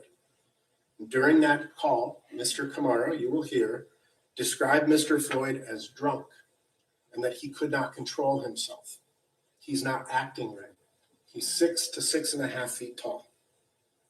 Accordingly, Minneapolis police officers Thomas Lane and Alexander King were dispatched to the scene and arrived at 8:08 p.m. They were driving Minneapolis Squad Car 320, and they faced parking southbound in the northbound lane of Chicago Avenue and were directed by store employees immediately to the second location, the Mercedes-Benz. During this trial, you will hear evidence of what happened in the Mercedes-Benz in the 20 to 30 minutes prior to the police arriving. You will hear from Mr. Floyd's friends, Shawanda Hill and Maurice Hall. This will include evidence that while they were in the car, Mr. Floyd consumed what were thought to be 2 Percocet pills. Mr. Floyd's friends will explain that Mr. Floyd majority of y'all children do all kinds of stuff with Percocets and drink. Go to your nearest university and just start testing some of your little white kids up and start seeing what they're doing. Seriously. So we're going to just talk about how he was a drug addict. This is their argument. And how he was living a life that people perceive, they say they're worthless. This is what the people see. If you're doing drugs and you're alcoholic and you're, gangs or stuff like that, you're not worth anything. But when their children become, when a crisis of drugs hit their communities, we need to start seeing, what is it? Rehab, or they need to be really rehabilitated. They need help. They need sympathy. They're not being shot down for being drug addicts. They might liably go up in a school library and shoot people up. But no, after all, they're victims of mental health. They're not terrorists or thugs. Fell asleep. I'm about to in get the off car, of here because this is and that they getting too couldn't much. wake him up, that they kept trying to wake him up to get going, that they thought the police might be coming because now the store was coming out. And they kept trying to wake him up. And in fact, one of these friends called her daughter, Miss Hill, Shawanda Hill, called her daughter, Shakira Prince, to come and pick her up because they couldn't keep Mr. Floyd awake. At Let me hear this 8:09 witness. p.m. Please shut up. For instance, have to answer, provide information out, Yes, okay? And is this just for police calls or fire calls, or what kind of calls are involved? we have two different dispatches. So we have police dispatchers who will take the calls from 911 and the information and give it out to the officers over the radio. And we have fire dispatchers who would then do that specifically for the fire department. So there are kind of 4 different aspects to your job, right? Correct. What can you just describe first what those 4 really are? The first one, 911 call taking, again, where the citizens would call in, giving their emergencies. We help with prioritizing those or getting them to non-emergencies. Listen to what she just said. Prioritizing the calls. So whenever you're wondering why you're calling 911, the cops are taking long to get to you, it's the third-party people like these here that prioritize your call. In other words, not to say intentionally, like you might be calling saying, my cousin just got shot.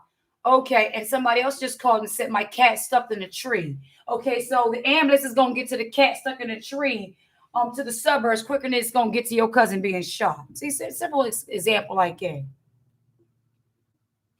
Because I feel that every single call to 911, now not all of them, because some people like Karen's call the police, but we understand that they're never prioritized as in, is this an emergency or not? If someone calls, actually you should ask, if someone calls you and says, a black man's on the grill barbecuing at a park, and it's about 15 black people here, is that a reason for a 911 call to be made?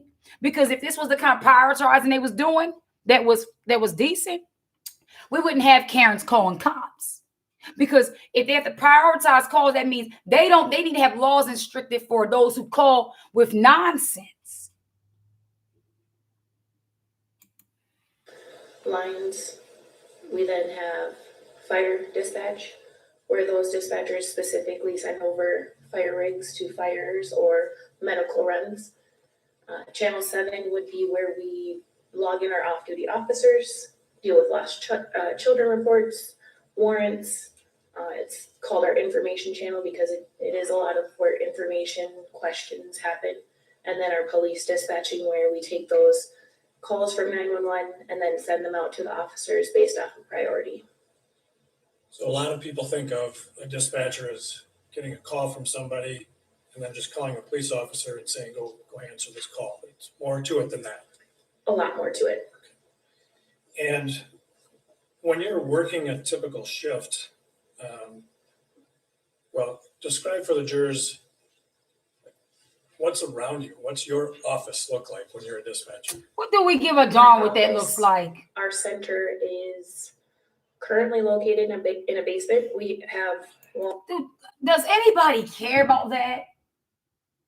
Notice the judge at the beginning of this, he can deem what questions should be answered, what should not. Why is that not a question? He said, you know what, sir? The court doesn't want to care what their office looks like.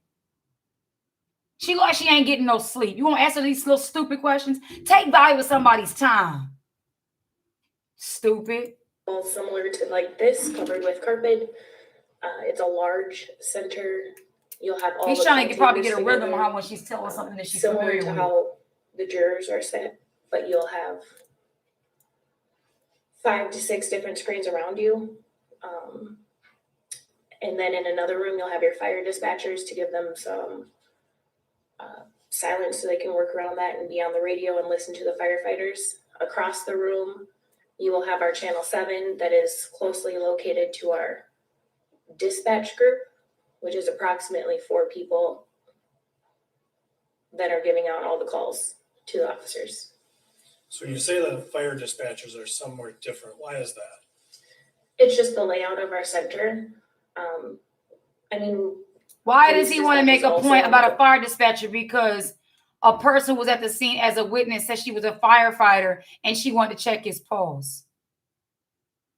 Now, let me tell you something, because I live where my Sandy and them, her daughters and the son Matt and the father were all firefighters. And even when they were home, they had their walkie-talkies and stuff on. So if when that woman was at the scene, if she had her walkie-talkie on her, she could have dispatched her own people at the scene. And they have, I think, another phone too. Sometimes they can call directly to the station. Across the room away from the call takers, it gives them the ability to be louder if they need to, if someone's hard of hearing or anything like that. The chatter also gets, with everybody together, gets pretty loud. So we have our own different areas for the ability to be on the radio without all of the background noise. So in any particular shift, there are some people taking calls and some people dispatching calls. Correct. We are not doing the same. I am not taking a 911 call and then dispatching it. Why is that? Minneapolis is very busy. We have dedicated Oh my God. 911 call takers at that time. We wouldn't be able to do it all at the same time. And then fire dispatches their own fire units for a particular call? Correct. Now, you mentioned having 5 or 6 screens in front of you. What are all those screens about? Those screens have different resources on them. One of my screens is a telephone that has hundreds of numbers in it that I can use to call whoever I need to for any given reason. I also then have a city computer that I can utilize. If I need to find an address because someone may not know it, I can use Google or any other resources I need from the internet. I then have a Why is he radio asking what her screen job that has all descriptions and my her radio job channels on situation it, is? along with other What's the point of these questions? public answering points, so we can listen to their chatter in case something is coming into Minneapolis that we need to be aware of. And then I have 3 screens dedicated to the calls that are coming in, the calls that are assigned to police or fire, and it'll tell me all of the units I have available or who is signed in for different things. Sounds like a lot of information. It is a lot of information. How long did it take you to really become a master at your job? Every day is a learning day. I See, can tell you that I can learn something new that I didn't know I yesterday. can't, sir. To be completely comfortable. Hearing what's going on, getting calls. Is there also some things that you can do visually in terms of seeing what's going on outside of in the city of Minneapolis? The majority of our job is all through listening. From the first call that comes into us to dispatching it to radios between dispatch and the responders. At sometimes we do have cameras available to us. They can be up simply for the fact to know what time of the day it is, to know what the weather might be out or at that time, to keep us as up to date so we can understand how or what questions to ask our callers depending on the day or what it looks like. But we do have cameras available to us if needed. So explain where these cameras are. What do you mean that there are cameras? As far as I know, they are around the city. I don't specifically know where each one of them Seriously, are. seriously. And Yo, we he's have a access. clown. Like, I don't got time for Starting clowns. here with the first page of this document. And I'll represent to you that Idiot. we have not included the entire document, right? This is just a portion of that information, correct? Correct. So what I'm going to ask you to do here with the first line is tell us, run us through that first line and tell us the information on that very top line. The first line is from the call taker. It is a query of the plate that's in the call, and then we use a lot of abbreviations for quick hand information to the dispatchers, and it would say outside on 38th Street, reporting that there is a male provided a counterfeit bill to the business. The suspect is a black male. 6 foot taller, sitting on top of a blue Mercedes. Notice it says the suspect, not individual or citizen or just a male. Now they gotta present suspect because the call is being provided in under him in suspicion. But all are proven, they're all innocent until proven guilty, right? We gotta call it a suspect. They love to say they're suspects, though. How come we don't think to call a suspect? How we know they're saying a deranged, crazy nut? I'm not trying to sound like I'm one-sided. I'm not trying to sound like I'm one-sided just for George Floyd's. I'm in George Floyd's favor. I stand on the view of justice. I know the history of Idumea, aka Edom, aka Caucasians, and I know the history of my people. And I understand that my people are where we're at, that because of the intentional positions that these Edomites, Caucasians put us in. They cause crimes in our community so that we're more subject to be at the hand of law. You don't see as many cops going around in the suburbs as you would see in the neighborhood of our people in the inner cities and stuff like that. But that doesn't mean there's not somebody that's got some people, some sex trafficking, and some reasons for cops to be coming through here. And that's my position concerning that. I just pay attention to their wording. How whenever time it's like we were just saying, the girl, that crazy little Edomite girl that did something. What was that little girl name? That stabbed up her sister in the neck, Lancaster, Pennsylvania. Little crazy little Edomite girl that sat down there and stabbed her sister up, was on TikTok and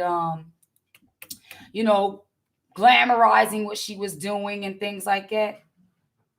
Well, they actually presented the case every time with short videos, which means they didn't give much coverage to it. And every time they would present coverage, or it would get shorter and shorter. And after she calls 911, is outside washing herself in the snow, washing the blood off in the snow, we hear the reporters say the conclusion of it is she's accused. Well, if the parents are asleep and she calls the cops, then who accused her?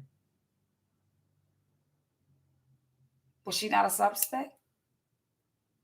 Because then after it goes to suspect, then they say subject. We have the subject in custody.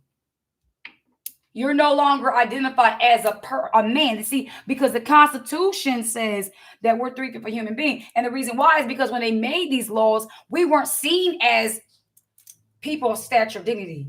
We were just property to them. So when arresting us, it's their new modern way to keep us as that property. This is the reason why we're always the ones in the back of the cars, and they'll draw guns on our young children. Wouldn't matter if 5, 6, 7 years old. Don't even matter if the daggone baby in the womb. They'll put the gun to the daggone pregnant woman's belly. Just wicked. Just wicked. They wouldn't even treat an animal the way they treat us, unless the animal is in a zoo in a cage and some Edomite child's parent allows that child to take a picture of the gorilla, and they want to shoot the gorilla up because the gorilla is in a confined area minding its business, and these little curiosity demons want to let their child be in harm's way and shoot the daggone gorilla because the gorilla's being an animal. I'm telling you, family, the reason why they're getting away with this kind of stuff, because the Creator hates them. They're bastards to him. So he's just focusing on trying to get his children in order. So once his children get where they need to get, he dusts off, stand up, baby. Now I know that little demon child just pushed you off the merry-go-round. But here, listen, let me help straighten you out real quick and fix your little hair and dust your little dress off or dust your little shoes off and put a smile on your face now. Now, I know what they did to you was just wrong. And you probably thinking, how come they ain't getting in trouble? Their parent didn't do nothing. Because I'm going to tell you why. See, they never had a standard to understand right from wrong. It seemed that all they have inside of them is just wrong. So they just doing what they was made to do, baby. That's all. You don't see the right ones afflicting and agitating and vexing the wicked ones. It's the other way around. Then when you call them to their nonsense, that's how only God can judge me. But what they fail to realize is that we judge everything all day, any day. You got to make a decision that requires judging. They're going to say that in their courtroom, there's no political or there's no opinions, but I fail to believe that. Because it doesn't take a rocket scientist for me to realize from that film that he killed that man. Yeah. Yes, you want oatmeal this time of day? Yes. Did you eat your other breakfast I set out for you? No, I don't like it. Oh, you don't like it, so you can eat what you want? Well, I like it. So what I need to do is I need to actually hold this right here. I'll leave it on the pause where it's at. We'll go ahead and have what they call, eat and take care of some things I got to do around this house. But family, what I'm seeing. Take care of us and stop snacking us. You be bad, you're going to get tagged. See that little mouth like that is the reason why you're going to get smacked. But what I'm seeing so far, family, is that the lawyer of Derek Chauvin is really trying to paint George Floyd as what they always do. Is that they're just this is the reason why people think, oh, they're ghetto. Like, this is why people get denied jobs. But they'll say that they don't have this opinion, but they do. So what is your reasons for presenting his past experience at the store? They didn't lead to his death. We need to examine. If you see, we try to get too broad. We make this thing. This is why we waste taxpayers' money and make these type of trials longer than they should be. It doesn't take that long. That's just how I feel about it. So, and then the questions he was asking the woman, the dispatcher, Mom, can you put some oatmeal in the microwave for Zebediah, please? Okay. Thank you. The questions that man was asking that woman, I couldn't understand for the life of me what the necessary reason was for that. First of all, her job is her job, and what she does is not sent to the public for certain things, as in how many screens are before her, where the cameras are placed at. Why? So any other cops or any other demons who are watching this can better know how to play their role and how not to get caught? Is this what this whole drawn out trial is about? Every time they get caught, rather than them learning from their lessons and correcting their issues, they find creative ways to continue to get away with their wickedness. It's like a person goes to jail and learns how to be more, learns from other thieves. If they got in jail for thieving, they learn from other top line, professional thieves, how to become a professional thief and how not to get caught again. Give us back to read the Bible. Okay, good. Where's the Bible? Right here. Use the one she be using because it's larger print. That's where I'm coming from with it. Because as we were reading earlier in Joshua 12 concerning Abraham, when he stood up against the king and his father by destroying the idols, his father was a coon, something like what the man was on the side talking about, just get up, man. They love those kind. They can work with those kind of coons. If you found yourself to be one of those coons and you're watching me, it's better that you go find a closet somewhere and stay there and let the Holy Spirit, let the Father convict you and tell you his idea, how he feels about your actions, because those kind of people, you actually help our enemy. And see, before the Most High deals with his enemies, this is why he said judgment was first begin in the house, because he got to get rid of them kind of people like that. People of the house that want to uphold our enemies and want to help our enemies and be the helps and coons and catching fetches and all that. You are a problem. You are a big problem. And so we want to set an example by you to what's going to happen to our enemies. If you don't want to get right and get in order, you will be an example. I don't know what the rest necessarily reason was why they kept blocking us about. I know he probably was cursing, but I don't think the brother was cussing that much. It's like a three, like moments we was like blacking out. Nobody cusses like through a whole sentence straight. Like nobody does that. So I'm just trying to figure out why majority of what we were saying said was blanked out. Anyway, but like I said to family, I'm going to take a break here. Go ahead, get me something to eat myself, get some nourishment and take care of things in the home. And, a higher willing, I'll come back on and we'll finish. I got my screen stopped at where we were stopping at. I couldn't do the watching the man asking these little stupid questions. But from what I realize, I know how Esau is. I know they're trying to find creative ways to paint the reasoning why he did. There's no reasoning behind that. Put your children, I want to say lawyers, judges, and everybody else, I understand my voice, who are Caucasian. And you may feel like, well, he was a drug addict and he was killing his own self. He didn't value his own life. So this and the third. If your child was George Floyd, how do you think that would have been? Because if as a juror, they need to put themselves in that situation.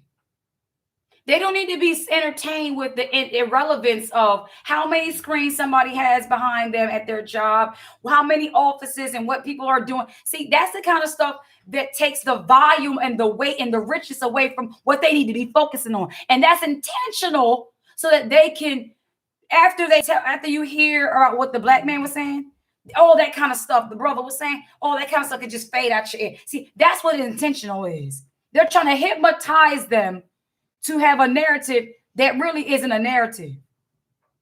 It's called that okie doke. You got my money or you don't. You ain't got my money? Okay, well, you know what time it is. So when I come back, family, higher willing, we're going to finish watching only things that are relevant, and we're going to chop and screw. And meantime, in between time, please don't hesitate to my righteous brothers and sisters to set up some prayers on behalf of our people, our nation, and bear the infirmities of the weak. And make sure the Father put some gravy and some extra butter on that, if you know what I mean. Because, see, it's fun fighting with the weapons that are not cardinal. That's the best way to do it. Because, see, they can't convict you in their courts according to things that are not seen. Meet them where they're at. They think they're so high and mighty, so meet them up there in the spirit realm. And then by the time it manifests in the natural realm, they don't know where it's coming from. Family, I love you all. Pray to see you in a little bit shortly. I got to put some dressers together. My bookshelf together and some other things. So it may be some time. But in the meantime, in between time, like I said, keep the Most High in your mind, your heart, and everything you do. And seek the kingdom for it is at hand. And for you coons, shucking jivers, and helps out there, if you're not going to help your brother or sister, you better shut your mouth out and step to the side. Or you might be next. Most High make an example out of you. Love your family. Peace and blessings to you. And shalom. Daggone coons.